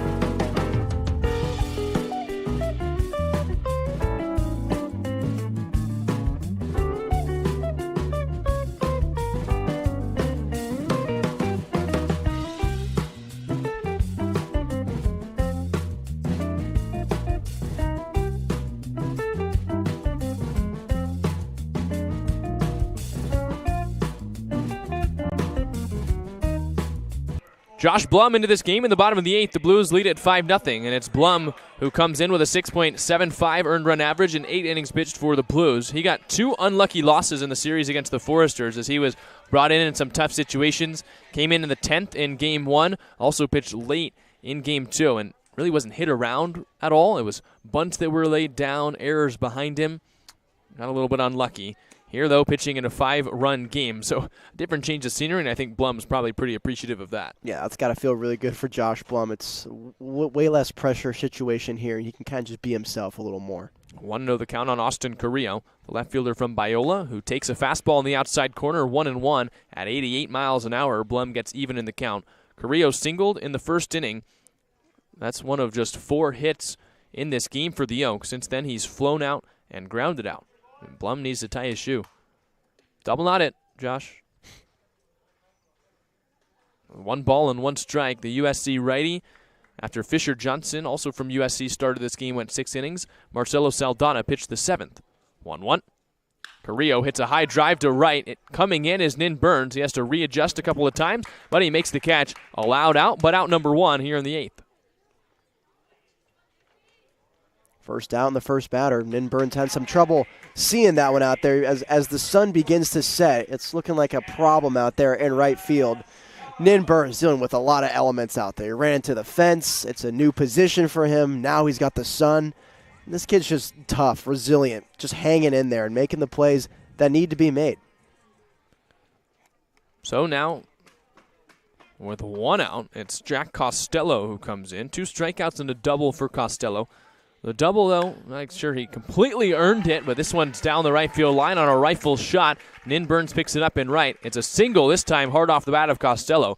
The double, when he came up, he hit a fly ball to left that Rulli just misplayed and tried to make a diving catch to save it at the end. It kind of bounced away from him, so Costello was able to get to second. But this time, a very loud hit, and Brendan Durfee comes up. Yeah, he earned all of that single. Hard hit ball just right down the first baseline now. I guess the war on the third baseline is over. They've given up. Costello now 2 for 4 in the game. Here's Brendan Durfee, who's still looking for his first hit. Had a deep line out his second time up, walked his last time up after grounding out to start the ball game. And he takes high, 1 ball and no strikes. And Josh Blum a chance to exercise some demons in this ballpark as well. His first outing with the Blues came here in the first game between these two teams all summer. Blum came in, a couple of walks, gave up just 1 hit in the outing. It was a grand slam. Durfee squares to bunt, takes on the inside corner, 1-1. And for the longest time before the series against the Forsters, those were the only 4 runs that Blum had allowed all summer. So trying to work a spotless inning here at Ullman Stadium for the first time this year. Now the third baseman Hardy comes in. The Blues have a slight overshift on. Hardy now backs up, 1-1. And Durfee chases the slider. A beautiful one at that, 1 ball and 2 strikes. Yeah, that slider just had so much drop to it. It fell off the table, as we would say. And Durfee went after that. Great pitch by Josh Blum. 1 ball, 2 strikes. The runner at first is Costello. A minuscule lead. 1-2 on the way. Durfee chases the same pitch, same result. Runner taking off for second. Here's the throw from Galloway. A strike him out. And no throw him out on the double play as Costello just barely gets in under the tag of Kate O'Hara. So Durfee down on strikes for the first time, but the runner moves up to second. And Galloway had to improvise there on that strike. This one's in the dirt. A big swing from Durfee was kind of deflecting his vision path over to second base, but Galloway tries his best to get the throw over there, and an even better pick over there by Kate O'Hara. Durfee strikes out, and Blum, the slider's working. Now 2 outs, the runner at second. This is Drew Smith. Smith grounded out to short to end a potential big inning. Here he flies it to right. In comes Nin Burns, and he makes the catch ranging towards the line. So Josh Blum works the scoreless inning. Gave up a couple pieces of hard contact, but gets out of it. As we head to the 9th, it's still 5-0 on the SLO Blues streaming network.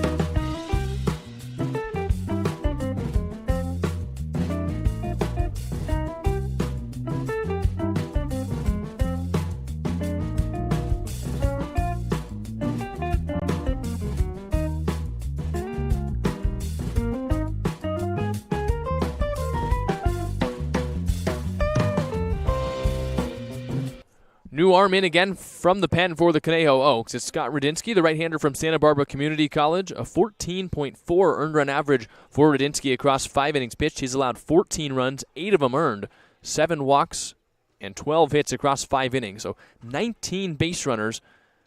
Rudinsky having a season to forget so far, trying to bounce back here in the 9th inning against the Oaks. 1 ball and no strikes to count on Zach Tollerman. It's Tollerman, Galloway, and DiCarlo with the Blues up 5-0 here in the 9th. Rudinsky, the right-hander, comes set. Black glove held just above his navy belt. He comes home, and Tollerman pops it up. Right side, as the first baseman Jackson ranges towards the foul line. He makes the catch in foul territory for out number 1. Rudinsky, 6 foot, 190-pound rising sophomore at SBCC.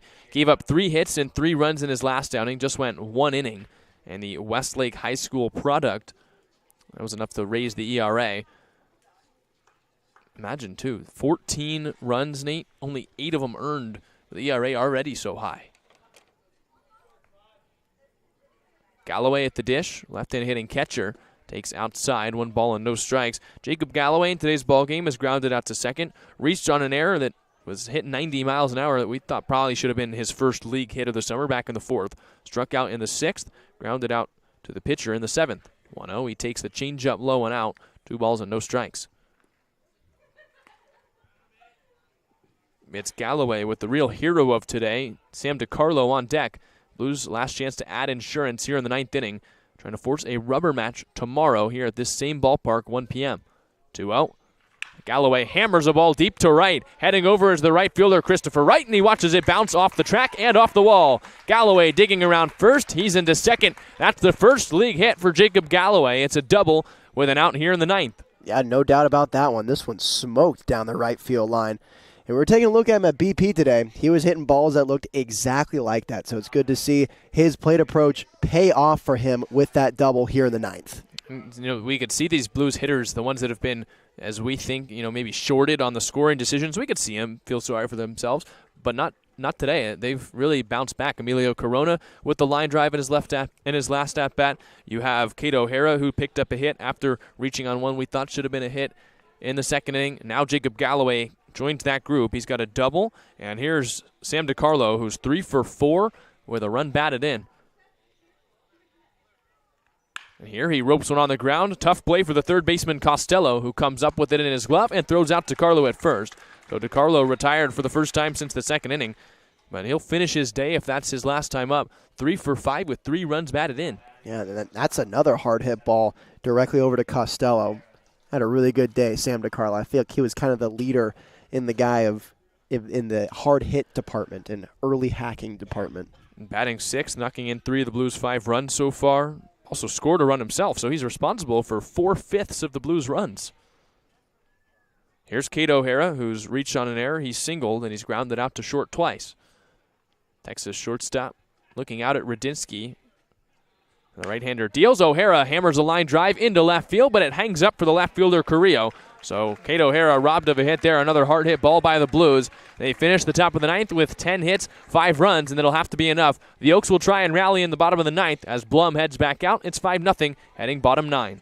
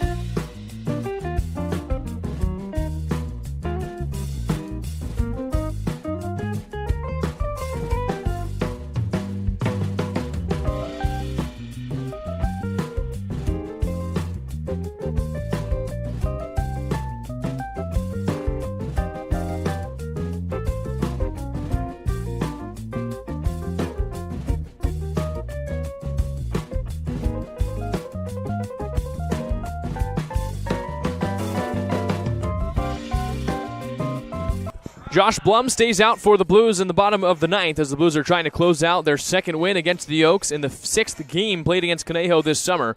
It'll be Christopher Wright, Nick Leahy, Dylan Jackson trying to start a rally for the Oaks in the bottom half of this ninth inning. Blum worked a scoreless eighth, now out for the ninth. His first pitch to Christopher Wright is a little off the outside corner, 1 ball and no strikes. Blues pitching back to form in this game. They allowed 11 runs yesterday, just the second time they'd allowed double-digit runs all summer. But back to their ways today. Only 5 hits, no runs so far for the Oaks as Wright starts off the ninth with a base hit to right field. Just going to talk on that point, Jack. I feel like the whole team in general has kind of, the difference has been night and day between last night and today. The hitters are coming through with 10 recorded hits on the board there. The pitching is very solid and almost 9 shutout innings. It's been looking good so far for the Blues. Now it's just up to Josh Blum to slam the door in the face of Conejo. Also trying to preserve the shutout. Christopher Wright leads off first, and Blum kicks and fires. Slider on the outside corner, called strike one. And Nate, I think some congratulations are in order for Josh Blum. He was named the 2023 College All-America Baseball team by Jewish Baseball News, so a part of the Jewish Baseball All-American team at the D1 level this past season. 0-1. And a check swing. He went around, no balls and 2 strikes on Nick Leahy, who's picked up a hit. He's 1 for 3 in this game. So congratulations to Josh Blum. 0-2, Christopher Wright, a minimal lead off first base. His run doesn't matter. The Oaks will really need to rally if they want to tie the game or take the lead in this inning. Blum shakes a couple times, and now Leahy steps out. 0-2 the count on the second baseman from UC Davis. Leahy has flown out to center, singled to right. He grounded out to Fisher Johnson in the fifth. Blum comes set from the stretch. Right dances a little bit off first. 0-2. Leahy takes low with the slider. 1 ball and 2 strikes. It's a good smother by Galloway back there at the dish, too. He's been doing it all game. Continuing to do it here in the ninth. 1-2. It's Leahy, then Dylan Jackson, who stands on deck. Blum trying to make quick work of the Oaks. Let the Blues get back to the hotel. Have a little fun. 1-2. Leahy rolls it on the ground. Foul. Hard hit, but just past that third base bag and out of play. 1-2. Yeah, just down in front on that slider. Inches away from hammering it down the line. Blues are 2-10 in the last 12 games they've played against the Oaks. A chance here today to win Game 2 of this series, force a rubber match tomorrow. Still unsure maybe who the Blues are going to have on the mound. It feels like it's been a while since we've seen Ryan Baum pitch, so if his arm is feeling all right, maybe he gets the call. Blues also have a game on Monday against the Foresters. 1-2. Leahy takes high with a fastball. 2 balls and 2 strikes. Jersey night on Monday. So show up to Sinsheimer Stadium wearing preferably Giants jerseys if you're me. Don't wear any of that Padres gear. San Diego to my right. 2-2. And Leahy takes inside. 3 balls and 2 strikes. So Blum goes from 0-2 to 3-2. And he's just trying to go right at these hitters and eliminate any possibility of a rally here in the ninth. Yeah, Blum going right at it with that 90-mile-an-hour fastball. Got to come in here. Don't want to walk the hitter. 3-2. Leahy shoots it foul down the right field line, so the count's still full. Before Jersey night, though, we'll be back here tomorrow, a 1 p.m. start.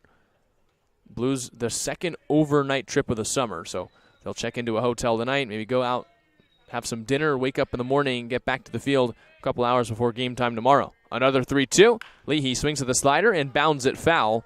3 balls and 2 strikes still. Yeah, still out in front on that slider. Leahy once again punching it down the foul line.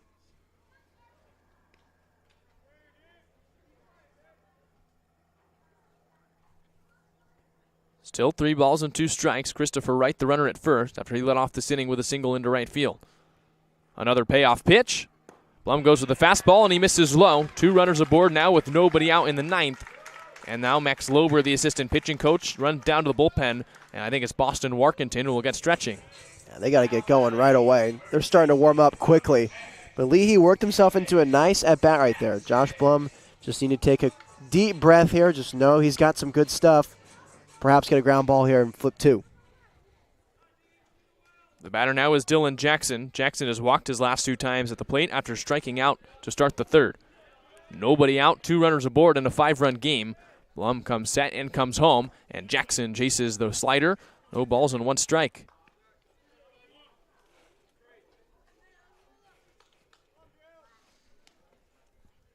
Owen won the count. Jackson came into this game hitting 129, still looking for his first hit today. Just trying to continue the rally here in the 9th. 2 runners aboard, nobody out as Blum deals. Jackson checks his swing, but goes around on the slider again. No balls and 2 strikes, and Jackson is a little torqued with himself after that swing. Yeah, that's what we've been saying. When you got that horizontal stuff, that works. You're going to get some uncomfortable swings if you even get a full swing. Could you get a half swing like we saw right there? 0-2. Jackson leaves that one in the dirt. Another nice block by Galloway, who's really showing off his prowess behind the plate. 1 ball and 2 strikes. Yeah, I wanted Jackson to go after that slider, but he just missed a little too much. He had a chance to go out of the zone. He's got a couple more, but with a 5-run lead, Blum would rather pitch to contact than a strikeout. An auto 1-2, and Jackson takes strike 3 call. Slider right on the inside corner as he turns around to argue the call. 1 out in the 9th. Yeah, that one's probably a little too close to take there. That slider was right there in the kitchen there for Jackson to take a cut at. But that's a big strikeout there for Josh Blum. Gets the first out of the inning. Blum front doors it for his second strikeout out of the bullpen. Had 1 in his first inning of work in the 8th, 1 here in the 9th for the first out of the inning. Here's the 9-hole hitter, Max Andeal. Andeal, the DH, is 0 for 3 with 3 strikeouts, just trying to put something in play as he takes a fastball a little below the zone. 1 ball and no strikes. Andeal came up into this game as one of the few hitters in this Oaks really on the roster hitting above 300. He was 4 for 13. It's going to drop 0 for 3 with the 3 Ks. 1-0 on the way, and Andeal bounces it foul right under Jacob Galloway. 1 ball and 1 strike. And the Oaks hitters haven't been able to wait on that slider very well. Seems like they've been out in front of it so far against their appearance against Josh Blum. Fisher Johnson started this ball game, 6 scoreless innings. Marcelo Saldana worked a frame of his own. That was the 7th. Now it's Josh Blum pitching in his 2nd inning of work, trying to complete this ball game here in the 9th. 1 ball, 1 strike, 1 out, 2 runners aboard. It's Wright at second, Leahy at first. Blues up by 5. Blum, a long hold. He kicks and deals. And Andeal way out in front of the breaking ball, 1-2, and he definitely didn't hold up that time. Yeah, goes right back to it. And I think Blum has seen that these guys are out in front of the off-speed stuff. He's just going to go right back to it. It's his best pitch. He got the fastball that goes up there at 90, but when Blum is on, that slider hard to hold off. 1-2. He looks to second and brings it home. And this time it's bounced foul just past the outstretched glove of Theo Hardy at third. Still 1-2.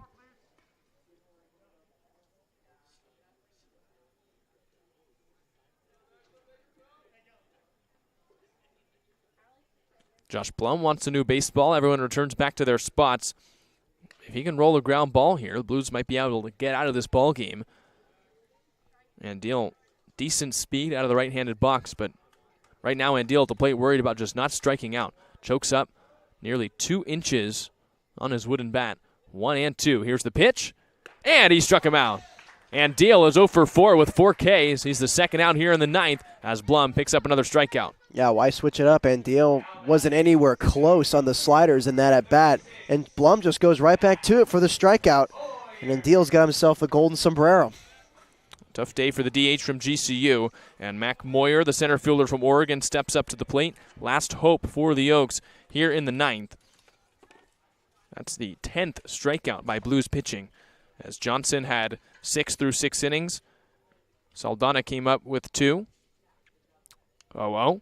Moyer checks his swing, and he's successful. Takes the slider a little low. 1 ball and no strikes. Blum carrying the torch here in the 9th.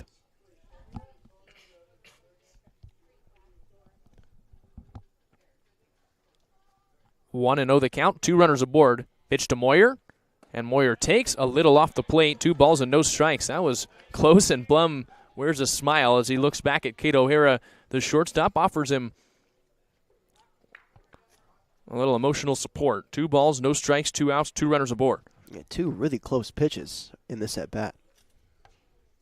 Blum comes set, kicks and deals, And Moyer takes high with a fastball, 3 balls and no strikes. The good news is for Blum, since his offense has added some runs, even if he walks Moyer here to load the bases, the tying run would still be on the on-deck circle.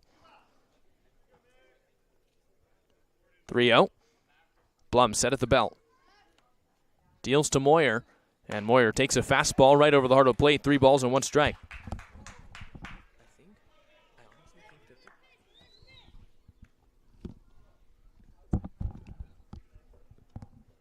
3-1. Blum shakes his sign, uses a fist against his hip to shake. Now he's got the one he wants. 3-1. Here's the pitch. Moyer takes the fastball high. That's a walk for Moyer, and the bases are loaded. And Blum's just got to take a deep breath here. Just got to compose yourself. As you said, Jack, the tying run's still on deck. So you can just put a ball in play here. Kind of just force him to get a ball in play. Trust your defense. Or if you could get a strikeout, that'd be nice as well. But don't try to overthink it. It'll be Austin Carrillo to come to the plate. Bases loaded with 2 outs here in the 9th inning. Tying runs on deck, though, in Jack Costello. Carrillo at the plate is 1 for 4 today. He's got 2 flyouts, the single back in the 1st, and a ground out to first base in the 6th. So the meeting disperses for the Blues. Galloway returns back behind the plate. Blum now needs to bear down. As we said, Nate, he can make a mistake or two, but you don't want to allow a rally to continue to foster here in the 9th for the Oaks. Oh, well. Carrillo takes a first pitch fastball above the letters. 1 ball and no strikes. Warkentin continues to warm up in the bullpen. See how much longer the leash is for Blum. The Blues have a 5-run lead, but the base is now loaded with 2 outs. USC righty comes set and comes home, and Carrillo takes a fastball off the plate inside. 2 balls and no strikes. A walk here's a bigger issue. It brings in the first run of the ballgame, and it brings the tying run to the plate. We've already seen Josh Blum has given up a grand slam in this ballpark. It's not out of the question. 2-0 with 2 outs, 3 runners aboard. Here's the pitch, and that fastball's on the outside corner. 2-1 the count as Carrillo disgusted with the call. And Blum picking away at the corners here. I thought the pitch prior was a little close as well. It was called for a ball. But Blum goes back at it on the outer half, gets a strike. Austin Carrillo, the left fielder from Biola, trying to continue the rally. 2-1. He takes outside. 3 balls and 1 strike on an errant fastball. And now Blum really needs to bear down.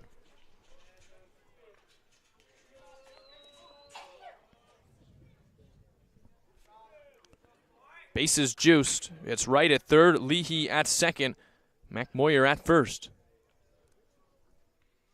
3-1, here it comes. Carrillo takes, ball 4.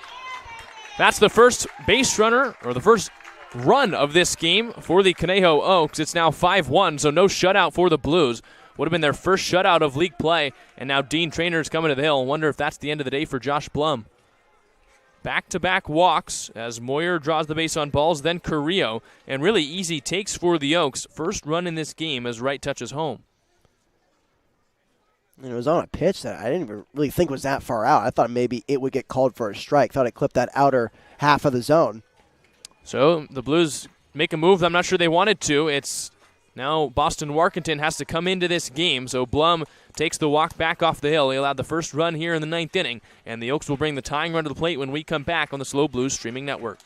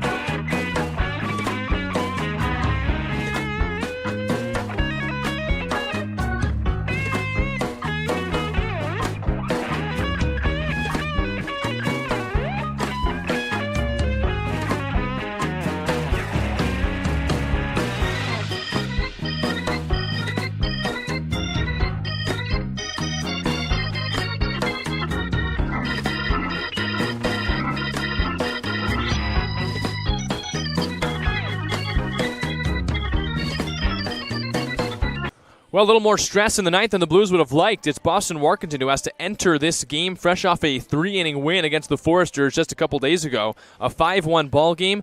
The Oaks have scored their first run in this inning, and now the tying run comes to the plate. Jack Costello coming up with the bases loaded and 2 outs. Last time we saw the Canadian, he was down there in Santa Barbara, played the hero role, came in relief for 3 innings, allowed just 1 hit, 1 walk, and no runs on 3 strikeouts.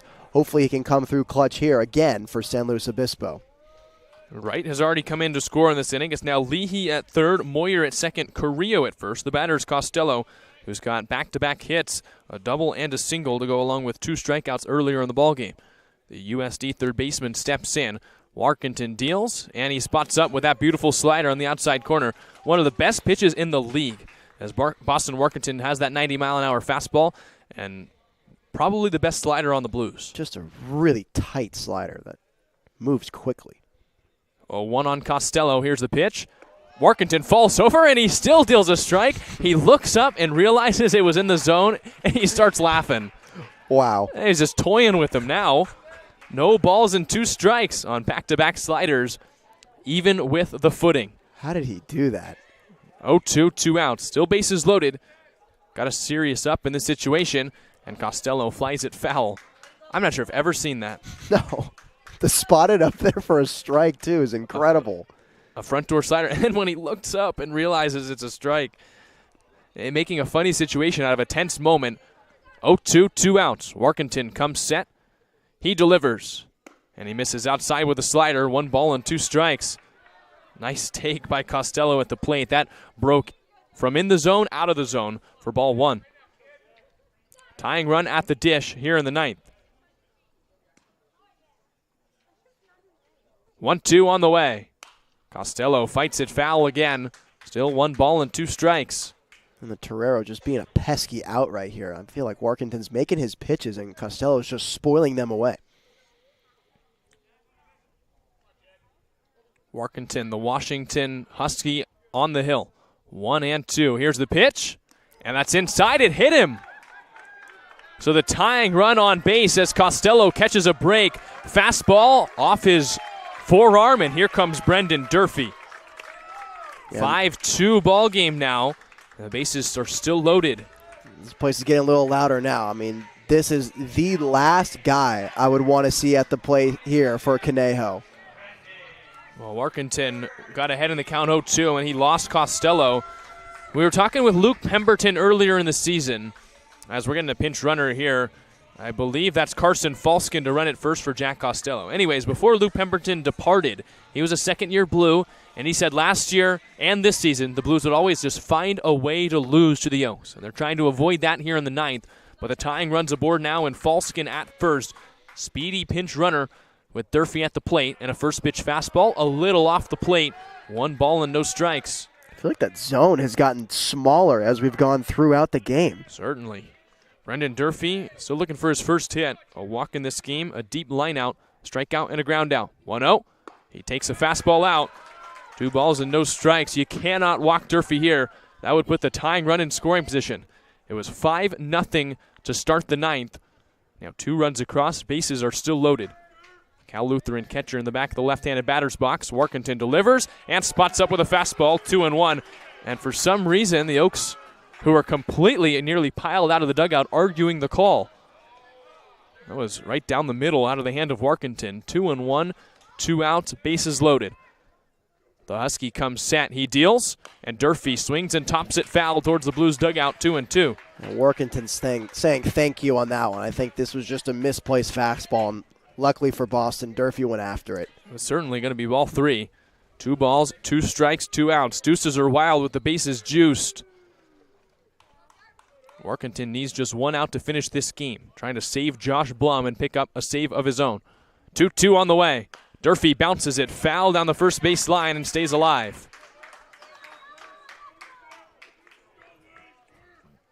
Durfee doesn't have a hit, but he's seeing the ball well. Worked a really nice walk in the 6th. His line out in the 4th went, what do you think, Nate, 397 feet to center. It was just barely not a home run. Still 2-2. Durfee bent over in the back of the box. Warkentin delivers, and Durfee yanks it foul. That's about as foul a ball as I've ever seen And he stays alive 2-2. Oaks hitters just continuing to be pesky outs here in the bottom of the ninth. Way ahead and still caught a barrel on the slider. What does Warkentin trust to try and put it by Durfee here and pick up the final out of the game? 5-2 here in the ninth, and the Oaks trying to tie it, tying run at first. Another 2-2. Durfee yanks it again down the line into the bullpen, and that would have been trouble. Yeah, Durfee slowly starting to straighten it out there. He barreled up that one, but luckily a hooked foul. The Oaks dugout and fans have been quiet all game. The Blues entered this one with a shutout brewing. Now they're just about as loud as the Blues fans get at home. 2 balls, 2 strikes, 2 outs. Warkentin looks to third, brings it home. Durfee takes strike 3 called. Warkentin exclaims back towards the Oaks dugout as the Blues pile out with a win over the Oaks in Game 2. 5-2 final as Warkentin closes it out with a save. And the manager's been tossed, but the game's over.